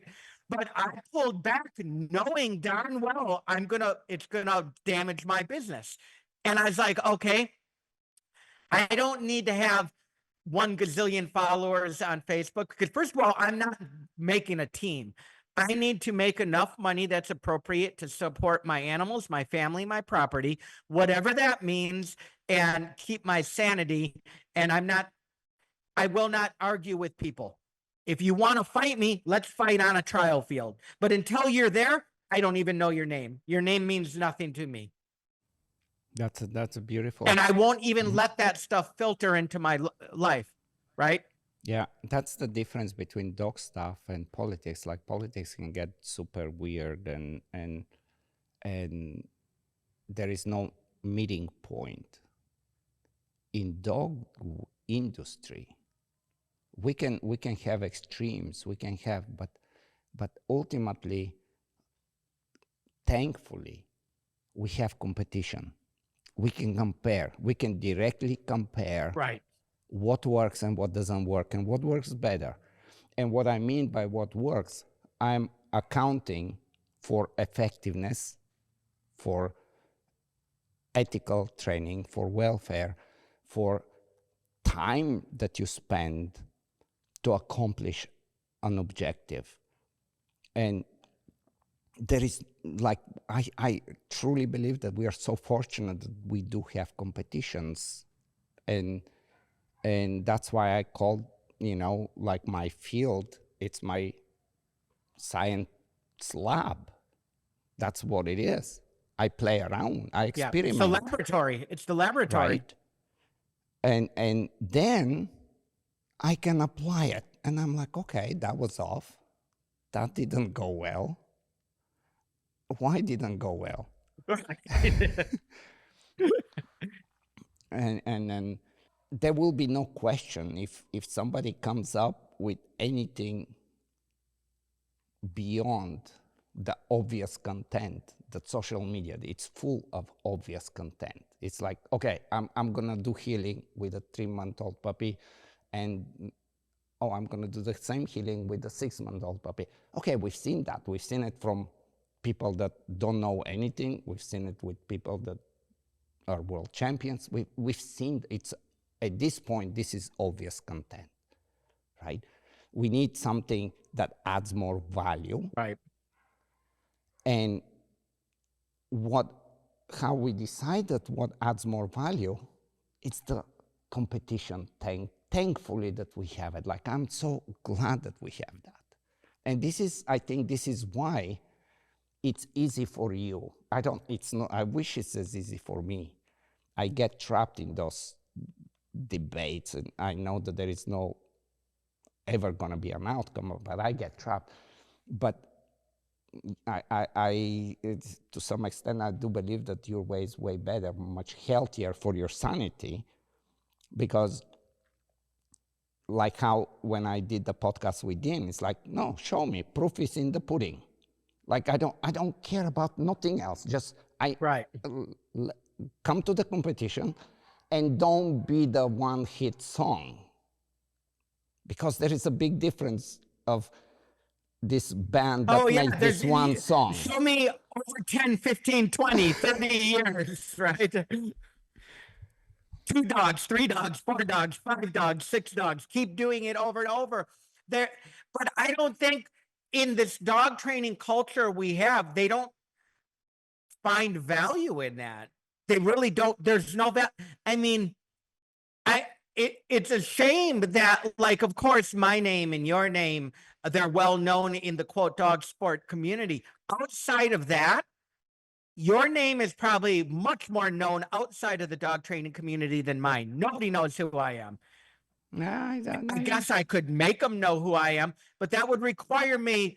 I don't know if that's good for my head. Right. You know, like that you're getting into the dangerous, toxic thing that I like. If you want to have an open discussion like we have in this podcast, and that I'm open for that. But really, if we want to argue about it, meet me at the trial. That's where we're going to. But so, like, competition is what has driven me this whole time in this journey of what this is. You know, it's part competition, part competitive, and part that I do view what I do. It's a weird way to think of it as an artist. When every time I get a dog and I'm training it, I'm going to paint my picture, and I define what my picture is going to look like. And it's changing, of course, as I'm painting. It's like, well, that's going to be a little different color than I thought it was going to be. But I approach it that way. And I don't know, I found a very, very peaceful place in my life. You asked me early in the podcast, what is your day what are you doing nowadays? And I go, I don't know. I'm trying to find peace and maintain peace right now and educate people how I can educate people and leave that. No, I love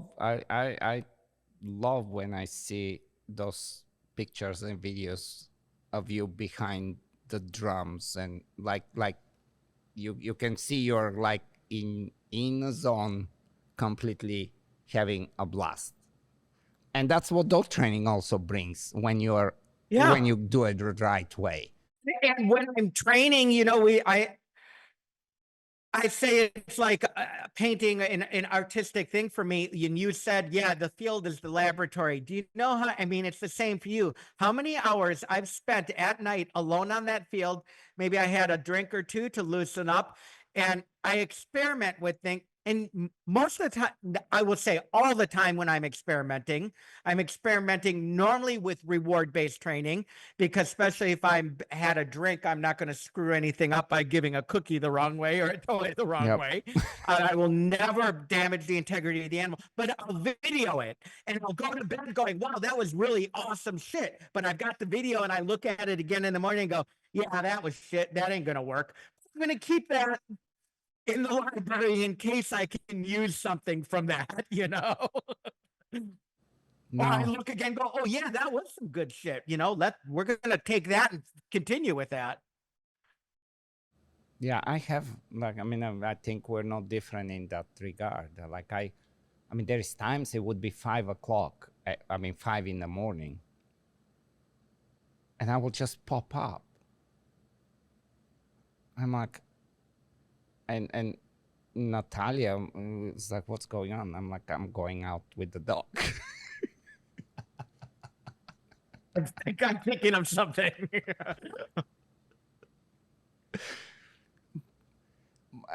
I think, well, in that way, I think we're fortunate because we have chosen this to be our way of living, our, you know, like I think people like us are extremely fortunate actually, because it's very different than creating social media likes and followers, but actually truly being able to contribute and give something of value. And then the reason I'm saying we're fortunate is because I can do that. I can wake up at 5 o'clock without any alarm, and I'm like, okay, I'm literally just getting a coffee and taking my dog out, and I'm messing around with something that I come up with. If I chose to have a different job for living, that can be very difficult. And so we have this, Right. like there is the good and the bad of being a professional dog trainer and a teacher and a competitor.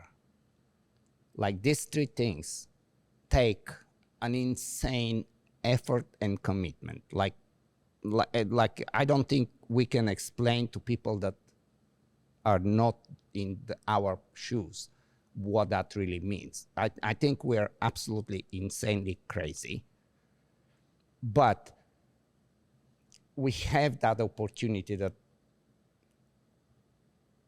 a lot of people don't. At the same time, we did it the right way. We didn't start it with let's make everybody like us, and then let's learn And now then go what I'm gonna backwards, teach. right. We actually went what I would think is the proper way. We learned, we spent time, we did, and we keep doing. And eventually, people started to come and ask. And eventually it's like, wow, I have too many people asking. I don't need to do anything else, but I have something to offer that it's not available on YouTube, right? And I know exactly what you when you talk about this kind of stuff, you know. But I always ask myself, is that do we have an easy life or not? I don't even know if that's a good question, because I'm extremely happy of what I do, and I don't see myself, like people talk about retirement. I don't know, like, what would I do? Like, literally, what would I do? Sit in front of a TV and eat Doritos, or like, what am I gonna do?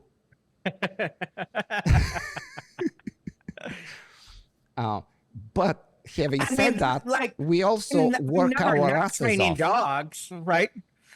But we work our asses off. I mean, there is no hours. Like, do you know when it's Sunday and when it's Thursday? No, it was the other day. It was yesterday. Somebody came here. A Fabian just came back from the IFR, the Rottweiler Championship. And I go, what is Monday? You just got back. And he goes, no, Dave, it's Wednesday. I'm like, I don't even fucking know what day. It doesn't matter to me what day it is, right? They're all the same. I know the weekends now because I'm playing drums on the weekend. But like, yeah, we worked hard. I know me and you have both destroyed our bodies. We've destroyed, like, my body has been destroyed from dog training. I've done a couple other things to help it, right, with my BMX racing and mountain you bike most racing. definitely but have. In the end, right? But I mean, French ring is hard on your body working in the suit, right? And I did that until I was 50. Still going to seminars and putting suits on and working. The weaker dogs were tougher on my body than the good dogs, right? Good dogs are just going to bite and I don't have to do anything. The weaker dogs, they're moving around and twisting my knees and everything. And now my shoulders, they've been destroyed. Your shoulders have been destroyed. Now my new thing is my back.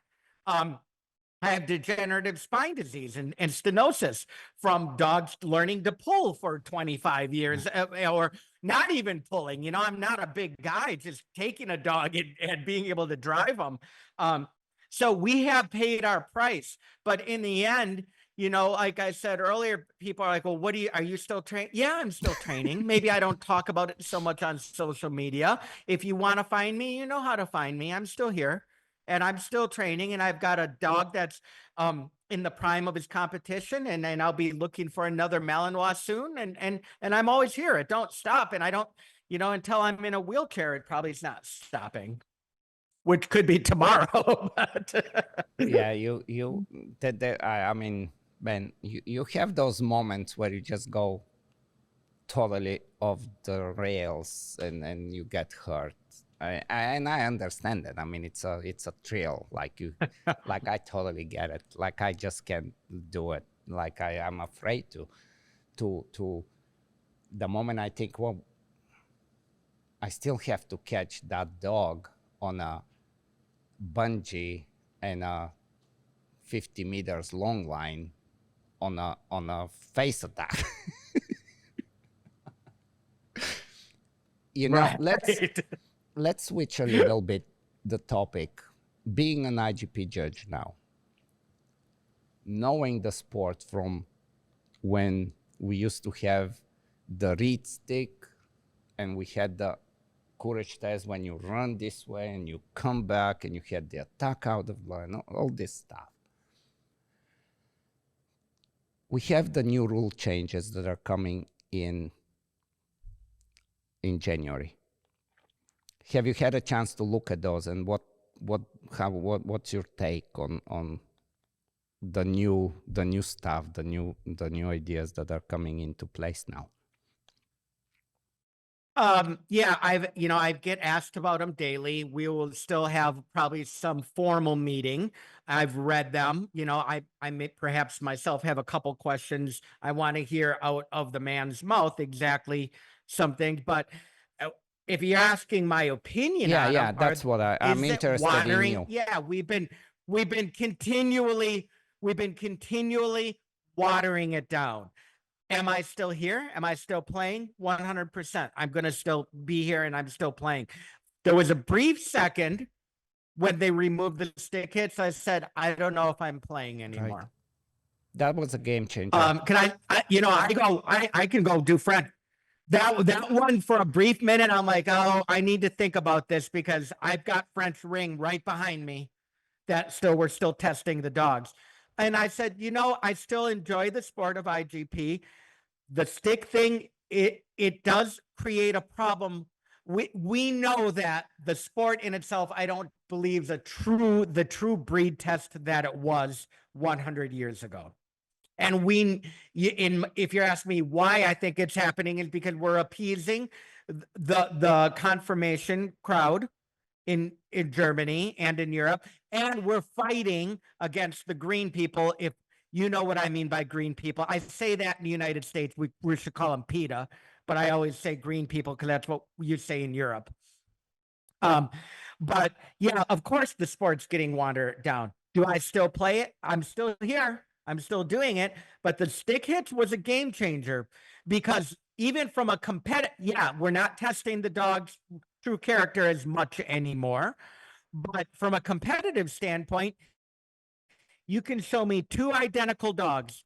Without the stick hits, the weaker dog can get the same score as my stronger character dog without the stick hits. With the stick hits, you can expose something with the weaker dog. So now, does that, from a competitive standpoint, that bothers me? Yeah, right. Like, but I'm still here and I'm still playing, and so also, I can't. On top of the selection and I think the stick hit changes the way training, like you how do I say? I know you understand what I'm saying without even starting to talk about it. But the whole way you train a dog that doesn't have their blood pressure going, and it's not twitch to where it's like, oh, let's go. When you have that kind of dog, the training is very different, and it's a very different art, Right. versus a training that becomes more and more, I don't know, in the agility, or like there is not, you're not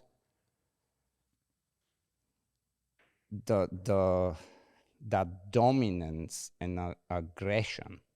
Even these two words that I just said, that would flip people would be like, what are you talking about? We don't do this. This is not the IGP is not about that. No, the training, the way we train dogs can totally change, and it is changing. But we're losing, I think we're losing a very important part of training that can control in a very intelligent way and convince a dog that is full of himself to work as a team with you because he's challenged. Sure. And now when the dog is not challenged anymore, the training is, in my opinion, as you said, very watered down, even the training itself. And that bothers me. Another thing is I don't know how they come up with, like, why do you think we are trying, or is that really the narrative? Are we trying to make the sport more popular, and that's why we're watering down the rules? Or what are the reasons behind? Why are we trying to make it so simple? Because in my opinion, IGP is not supposed to be simple. This is not a sport you can play it recreationally. Of course you can, and I encourage everybody. And when you don't have the right dog, still go ahead and do it because it's a lot of fun. But when we get to these levels, it's not an easy sport. And it shouldn't be. Right. Because like at the high levels, it should not be easy. When you have something like, okay, well, let's make like they're on level 1, some of the new additions, they're incompatible. They actually sidetrack you from where you want to go in IGP2 and IGP3. Talking about, like, okay, we're gonna put them on a seat on the other side of the wall, and we're gonna call them over. It's like, when are you gonna do that? What are we preparing for? You need to train for that, and then you need to train for something else. Now, the wall's gonna be even lower. What do you think about that? Like, why do you think this is happening? And no retrieve over the jump either. Right. I've seen the verbiage of making it more accessible to people. Okay, I get it, but I don't get it. Like, but here's the selfish part of me, and I'm being selfish. I am an IGP judge. I still play the game of IGP, but if this was all taken away from me, I got French ring right in my back pocket, right? Like, I always have that in my back pocket that I can feel like, okay, I've still got something that I feel very strong about. But I don't, the changes, I think, are in conflict to the progression of where the dog's supposed to go. Okay, great. You put in the blind again, and I think that's a good idea. But now we're saying only 1 retrieve for IGP1.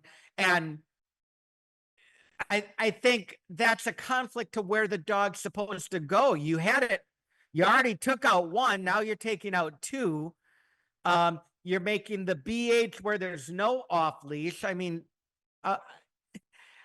there should be some training. It shouldn't be that anybody off the street that just did the canine good a citizen with their AKC dog can come do a BH now, right? Like, Right. Yeah, like even the gunshots. I mean, if I have no idea. Like it's frustrating. Like I understand. Like if somebody like I've had dogs that were gun shy. Like when I worked at Guide Dogs way back, way back in San Rafael, the first thing we would do when the dogs come for training after they're with their 4-H homes and all that, the very first thing, day one, is we just bring them all and kind of spread them out, and there is somebody kind of in the distance, go bam, bam. And he just says, okay, you guys go back to your 4-H homes as dogs, and you guys stay, and we continue on. And like if the idea of the BH was to present, okay, who are the prospects, who are the promising dogs that we can take into that sport. Now, the BH became really nothing, in my opinion. Like, I mean, I will sidestep for a moment. Like, I have Tarzan, my IGP dog, and I have Kimba, my Monduring dog. I would get to my training building, whatever, I will start to get ready to go out on the field to train. I'll put Tarzan on a down. Then I will get a phone call or a message or whatever, and I'll forget. And here he is in my face, like, what are we doing? And then there is the Monduring dog that I forgot about, that it's already an hour, and she's still on a fucking down there. You know exactly what I'm saying. And so, but again, okay, this is the differences of the programs and what we're looking for and so on.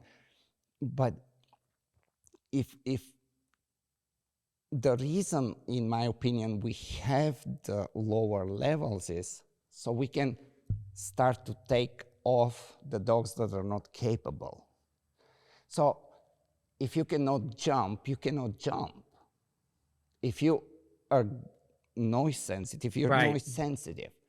Those are things that we can find out right away. And we can still include, if we want to, we can still include like, you know, any golden retriever still to participate, but have a different, call it something, I don't know. Well, they have the you can still do the obedience portions, right? Like I actually did 2 years ago. I took a dog to IGP3, obedience only. It was a golden retriever, really nice, beautiful healing dog. I got like 96 in obedience and beat all the shepherds and the Malinois with them. So they do have that option to do, but like, I mean, once, and don't forget, with USCA and AWDF, they still do have the titles with stick hits if people to choose them. Unfortunately, it's not the big theater that you and I want to go to. We're going to the big theater, right? The World Championship, where there are no stick hits, where it can affect the competition, the standings. But it bothers me a lot. I think that in 10 years, I don't think bite sports in Europe, maybe 15 years, will be gone. I think they'll still be here by the time you and I die, but I think there's going to be a struggle with it because of the whole culture of everything, and I don't know which way that's going. But for the right at this moment, and here's the selfish part of me, and I hate saying this because I am an IGP judge. If this all went to hell tomorrow, I go play French ring. Yeah. And the good thing is I know the sport. So. Yeah. No, I would switch. So that's the selfish part of me saying, it's the selfish. I'm saying I guess if we want to have a conversation, I'd be happy to be part of a conversation about this. But if you take it away from me, do I cry? No, I go, I still have another sport with, hopefully that one doesn't get watered down. I think the changes they made in French ring in the last 5 years were changes for the positive. Mhm. The changing of the palisade, now that it's double, Mhm. I love that, because listen, you have to train the palisade. It's not great on the shoulders of the dog on the return. And then I like the breaking obedience and protection into two if it's over 80 degrees. Yeah. Just for the welfare of the dog, Yep. because it's tricky. I know that the dogs did it for this long in the heat, but for the welfare of the dog, I don't think it really. We talked earlier about dogs being able to work long, and that hardly ever happens, right? Like, I've never even part of a trial yet where we've split the obedience and the protection. But at least that option is there if it does become 90 degrees, right? Because that can affect the welfare of the animal. Yeah, for sure. You know what I'm kind of lately thinking, considering again going back to politics, which we shouldn't, but all the wars going on, I think this is as bad as wars are, and as bad as, but that's just humans. We just don't know how to get along, and there is, whatever. But to the point of dog sports, and especially protection sports, I think all this kind of unrest and global wars and stuff, there could be a possibility to reset and say, hey, we need dogs that can do certain things. Let's get realistic, and let's come back a little bit and do that. I think that's probably the only, but it just sucks to rely on wars and people dying for dog sports to come War back for and that, try, right? right? It's just like the wrong approach. But I can see how that can reverse things a little bit.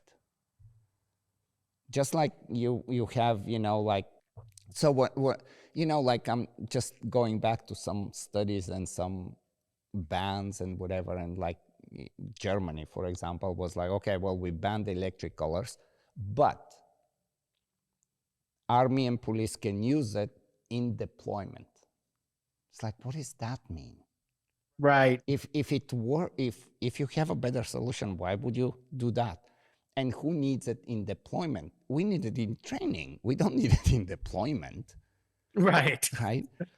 The same thing in England.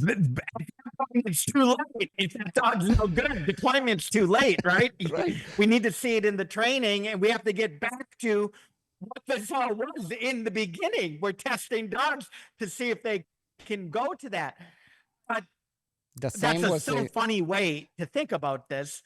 With England, it's the same thing. Like last year, like I was reading very carefully the whole proposition for the ban of electric collars and stuff, and then there is 2 lines where the military is exempt. It's like, okay, so you admit that there is a need, but you're playing political games that ideology driven. Yeah, I mean, everything. Listen, once you involve true politics and ideology, then I don't know how to answer that. That's, in the United States, here's an interesting thing. Okay, like, I am 100% for the right to bear arms, but I'm not 100% for the right to bear assault weapons. But I am 100% for the right to bear arms. Okay, so do I question some of the political views of the NRA in my political? My wife is going to kill me for getting into this. I'm not the hugest NRA fan, but the only one that can go fight against PETA when the shit comes to shove about e-collars? NRA. 100%. NRA is the only one they're the only one with the firepower, but no pun intended, but financially, that none of us can, with our little petitions and our feel good things and sign this if you want. No, NRA is the only one that's got the power to come in here and go, hey, no, we're going to do it this way. So once we have politics involved, everything kind of goes out the window. And me and you step back and go, wow, I hope this goes in the right direction, because it is truly out of our hands. I wish it wasn't, but it is out of our hands to a point. Me and you can preach, and Michael can preach, and we can all preach till the cows come home. But in the end, preaching isn't the only thing. Now we're talking about finances, money, and politics, where none of us are, have our foot in that. And then we have to hope that NRA can put their foot in and go, no, we're not banning e-collars in the United States or whatever. And that's where I'm not talking anymore about politics. German Shepherds, Malinois. Break them down, the differences, the pros and cons, for you as a trainer. Like, it's almost unfair for me to go, oh, it's very black and white, but it is almost very black and white, which is kind of weird. And I do have them both, and I've had them both for years. But I guess people, this is another question I get every day. I got asked it Monday, I think. Dave, why do you do Shepherds for IGP, and why do you do Malinois for ring sport? Okay, let's just start with ring sport. The sport was designed for a Malinois. It was like, and the jumps are extreme. And so people will say, Dave, you telling me a German Shepherd can't do ring? No, it can. And a German Shepherd won the French Cup a few years back, but not many, right? Like the Malinois was for ring sport, was designed for the Malinois. The IGP, was it designed for the German Shepherd, or was it designed for what they called back in the day a Schäferhund, or a herding dog, which was half Malinois and half this or half that? I'm not sure, but to make the answer kind of black and white, my first goal is to go to the WUSV. Yeah. If I can't make that WUSV, or because of scheduling or something, then I go to the FCI. But because my first goal is go to the WSV, that's why I have a German Shepherd. But I think there's some interest. There are differences in the two, but until you have them both, you can't even explain them to somebody. Correct. I could make a vague statement and say the Malinois is more of a working machine type of thing. That's a weird, vague statement, right? Like, the Shepherd has more subtle things that you play. I don't know, but that's all I can say. If you ask me, why do you do a Malinois for this? Why? Okay, a Malinois is more physically agile than a German Shepherd. That is factual. Are there some Shepherds that are as agile as a Malinois? Of course, but in general, it's a more agile animal. I think they were designed, and hopefully we're going to keep the breeding, although breeding has gone to hell, because now even, dude, there are people breeding Malinois 3 blocks away from me. Oof. I don't even know who they are, right? Is that crazy? Is that insane? 20 years ago, there were no, like, wow, you have a Malinois? That's exotic. I go, where'd you get this Malinois? A breeder in Austin. I go, there's a Malinois breeder in Austin? How is that possible, But yeah, but the Malinois is a more hardier, I think, for the elements of being able to be longer out in the working field. The Malinois never went really down the road of the dog fancier, which the German Shepherd did. And of course, there are show lines of Malinois now, but I think, the preservation of the work has been a little bit better with the Malinois. Only I think it was because nobody knew, and it was exotic.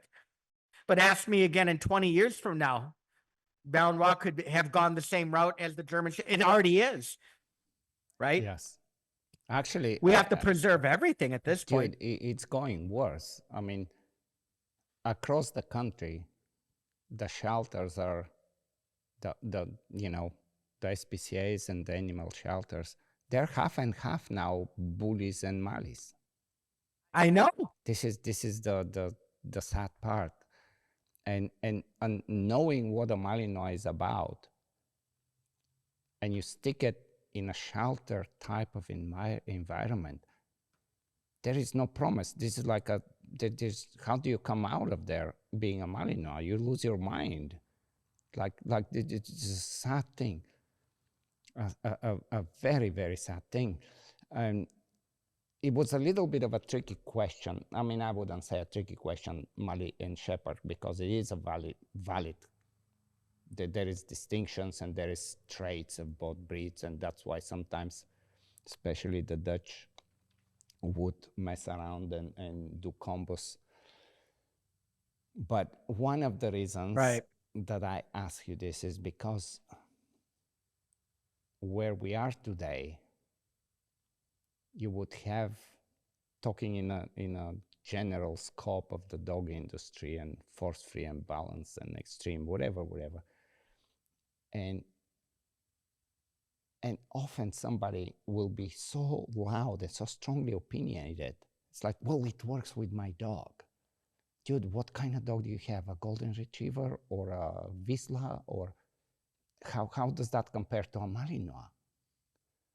And even within the Malinois, you cannot, like I just, and it's mind-boggling that people think this way. And I want to ask you, why do you think that is?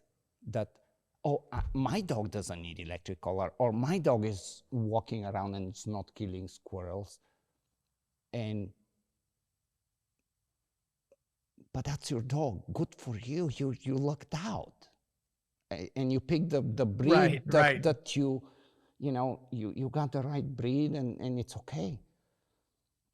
And at the same time, as you say, Malinois is becoming more and more fashionable. It's, oh, I want Malinois. I mean, it's like if you're a pet trainer today and you don't have a Malinois, you feel like the other pet trainers will be like, you're not as good as I am, because having a Malinois, it's already, this is a big statement. I am a pro, like you have no idea. But what do you think about this comparison always that comes up, to where somebody says, well, you don't need this because I never needed it? Okay, so sometimes I'll have a client who has a new pup, or a 5-month-old, we'll call it whatever. It doesn't have to be a Malinois, but it could be a very active dog that's a little crazy, that needs some kind of training, needs to learn boundaries. And they'll say to me, our last dog, or when I was growing up, we didn't need any training on it. Okay, there's a couple things to think about. Do you remember 20 years ago? Because I don't always remember 20 years ago, right? Did you really need training, or did you forget you needed training? Did you forget that first 6 months was a pain in the ass? And then what kind of dog was it? Some dogs need no feedback. Right. They need nothing. The dog could just easily coincide in. Listen, when I grew up in Milwaukee, we had a German Shepherd. Listen, nobody in my house trained anything on that German Shepherd. He just hung around the property, never got into any trouble. It was just that dog, and for whatever reason, right? But now you have this dog, and it's different. And because not all dogs are created equal. And, what are your expectations with the dog? And maybe, we could always go into, you've got the wrong dog for the household, the wrong breed, and the one thing. But unfortunately, you have these people that are getting on social media and saying, well, I don't want to do that. I don't want to do that. I don't even want to say no. And all we can do is try to educate them and hope that they don't pick teams or feel influenced from their peers, their neighbors. I don't remember 20 years ago when I got into the industry, somebody would say to me, oh, I'm going to have to use this prong collar. Now I'm going to have to be worried about what my neighbors think of me. I'm like, Right. when did that become a thing that we give a shit about what our neighbors think, Or maybe just that's been me. I never really obviously didn't care what anyone thought about me my whole life, but um, it's a different culture we live in now. And um, I, once again, all I can do is help educate people. And the days of me to your normal client pulling up with a Vizsla that's out of control, I'm not going to pull that book out that's behind you and go through that, because they don't even know what that means. That's just, I'm educating dog trainers about that book and saying, here is your outline of how dogs work, right? But to my normal client, if 20 years ago I used to spit that information to them, I don't anymore. I try to make it very black and white and go, well, here are our options, right? And another thing that I do throw at people right now when they come to me with a problem dog, I say, well, before we talk about training or the price or what my methods are, because I don't talk about my methods. You're either going to train with me or not. It doesn't matter to me. I say, in the end, are you keeping this dog no matter what? Mm-hmm. Because tell me right now, if there's a chance you're going to get rid of this dog, just get rid of him now then. I love because that. we're not, why then, But if you say, there's no way you're going to get rid of this dog, let's go, let's train. But if there's even a 10% that you're going to get rid of this dog, you can leave and just go put him in, do whatever you're going to do, because you're not mentally with me. And I don't want to see this. I don't want to be with a dog and meet him and go, wow, man, now I've met this cool fucking dog and you're going to get rid of him. Like, I don't want to do that anymore in my life. I know it's out there, even to the point where a few years back, I've told my wife, because she deals with bringing in clients and fielding the calls. And I told her, I said, I don't know how many more people I want to deal with a pet Malinois that live in downtown Austin in a studio apartment Right. and want me to fix it. Right. That hurts me a lot. Like, what if they bring me this beautiful 6-month-old dog I'm going, man, this character is good. He's strong. It's a cool Malinois. He just can't be in that apartment with these people, right? And I'm like, well, I can't fix that. And I'm not going to try to suppress the drives. That's not the right thing to do. And there's not enough cookies in the world that are going to fix that. It's just the wrong thing. And then I go, oh man, this sucks. Now I met a cool dog and I can't help the situation. Like, I'm in such avoidance of things that hurt my feelings now. I'm like, because I'm such for the dog, No, very true. That's like this is where they would take the dog to animal veterinary behaviorists or even the regular vet and just give him some psychotropic meds and numb him out, right. And all the dog needs is some outlet to just go and run and play. And exactly like I feel this is very painful. But that's a brilliant point of like what you just was saying, like, are you going to keep it or are you not going to keep it? And it's a starting point. I love it. Another one. That's where I start. I don't know how I thought of this, but there was I don't know, maybe a year or 2 or 3, I don't know when it was, but you made this one very quick, brief snippet video about resource guarding.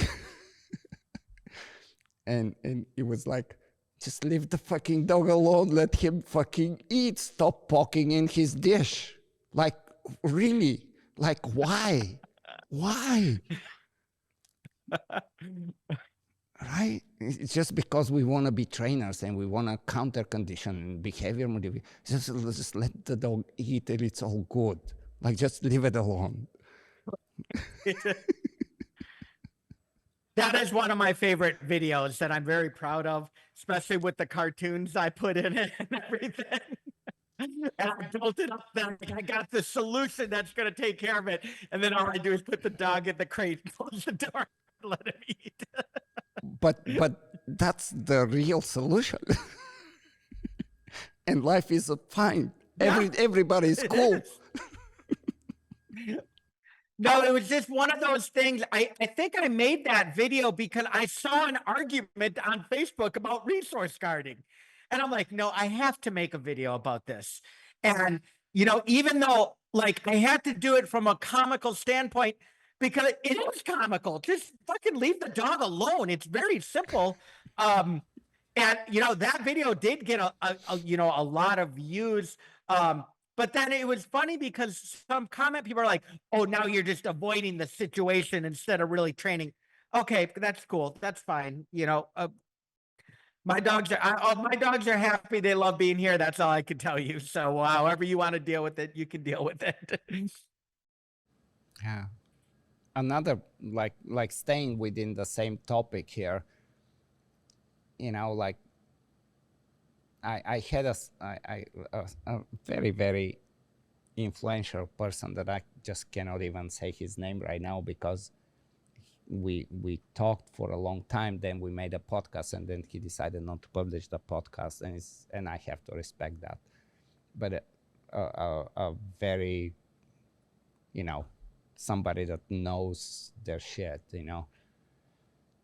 But we got into this little thing, and I think that's what kind of made him decide not to make the podcast. But like some dogs, the predation instinct is just not, it's there, but it's not awakened to the extent that some dogs see some live animal and they're like, I'm going. I don't know if I'm gonna kill it, eat it, or just kill it, but I'm 100% drawn in it, and I'm focused, and it's a nature call, and there is nobody. That's what I do. You know what I'm saying? And then there is another dog that you can have squirrels and rabbits and anything around, and they are not seeing them in the same way. And it's such a big mistake to compare both of them because of, well, I've done this in my training and you fail to do it, where you completely don't take under consideration that innate predation instinct, that it's way more pronounced in one dog versus another dog, but you're trying to blame the way it's raised or the way it's trained because one doesn't care about squirrels and pigeons and whatever, and the other one just goes, and the heart skips a beat at this point. Right. They're just not in the same ballpark. Yeah, none of, like, unless we're Ivan, you've probably had so many dogs that you've had your hands on over 30 years that you've bred, that you've seen. I've seen a million with what I've done traveling the world and with the police dogs and the sport. Until you've seen this many, there's no one has even an opinion. No one should even have this opinion on this, right? Like I've had dogs in and out. They all live the same life. And I have two dogs that act very different from when we're talking about predatory drift or predatory response or whatever we want to call it. Training's the same, environment's the same, the house is the same. Yes. They see the same animals and the same one.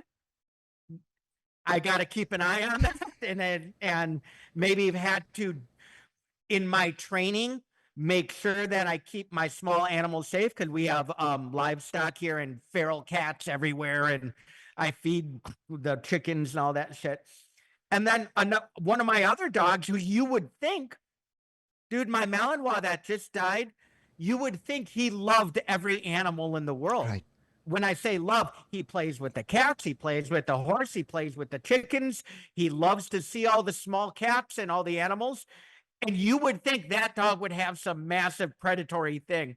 I guess in theory, he's a Malinois, right? But now my shepherd, I got to keep an eye on him, right? Like he sees something and the eyes just dilate and it's a different thing. Now it's not been, I've seen him chase some animals.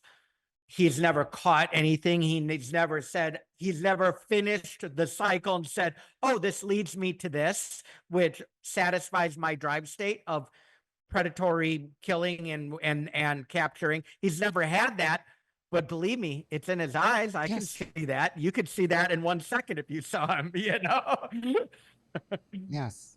Yeah. It's a, I don't know why we cannot make that a distinction and come to some agreement. Like like with Django, I mean, this was early 90s and I used to work at SPCA in San Francisco, and I would go to my office in the morning and I would have no idea what kind of animals there will be, because somehow whenever something got accepted in the SPCA, there would be like a literally like a hamster and a rabbit and I would let him and I would just go in my office off leash, and he just goes and he mingles with whatever animals are there. He does not see, he sees them as buddies.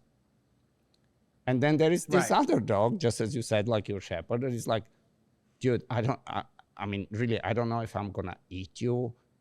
I don't know exactly, because I haven't had that experience, but I'm locked on target. and I think it's the same also when we talk about like where I'm going with this is just sometimes we go way overboard, and that's why I brought the resource guarding. But it's the same with so many aspects in dog training. Just because we think, oh, we're good dog trainers, let's hit it, let's fix it. It's like a dog doesn't like, it just really has a high suspicious level of people. It's like, okay, you walked in my training room right now. Who the fuck are you? And then there is the other dog is like, hey, what are we gonna do? So why do we need, why is the urge to try to fix something that is very, when you think in the first place, why people had dogs, I would think it's because, especially big dogs, is to protect, to alert, to you feel some sort of safety because you have that kind of dog. And where I live, I like to have this dog. It's like, hey, who are you walking in here? But in the pet world, these dogs immediately have to go through therapy. Right. What's wrong with them? Instead of appreciating. I think people are even, right. It's what me and you may appreciate as a good thing with the animal. They're making it a bad thing. But this all becomes, Ivan, it becomes a study of people almost over dogs. It's really a study of people, right? Like why are you, people sometimes like to create problems with their dogs and then create the problem because then they feel, well, now I created this problem. My dog needs me to fix the problem. Now I've got to fix a problem, right? And I'm going to feel good about fixing the problem, or in other terms, rescuing the dog from its reactiveness. No, he just barked a couple times because he said he didn't want somebody doing whatever to him. And dude, unfortunately, think about this. We have this conversation this morning about sometimes the vet checks at our world championships can get my stomach a little queasy, the vet check. Like everyone, for me, the first thing I gotta pass is vet check because I've been working about pushing down the field sometimes with my dogs. But I get a little concerned about that because we're asking this dog to be now no muzzle. Before we could put a ball in their mouth. Now they're getting very intrusive on the dog. He can't show any signs of something. But then you're going to tell me in my critique, I'd like to see more aggression in the blind. Right. Well, okay, you can't have both. Like the two don't go together, really.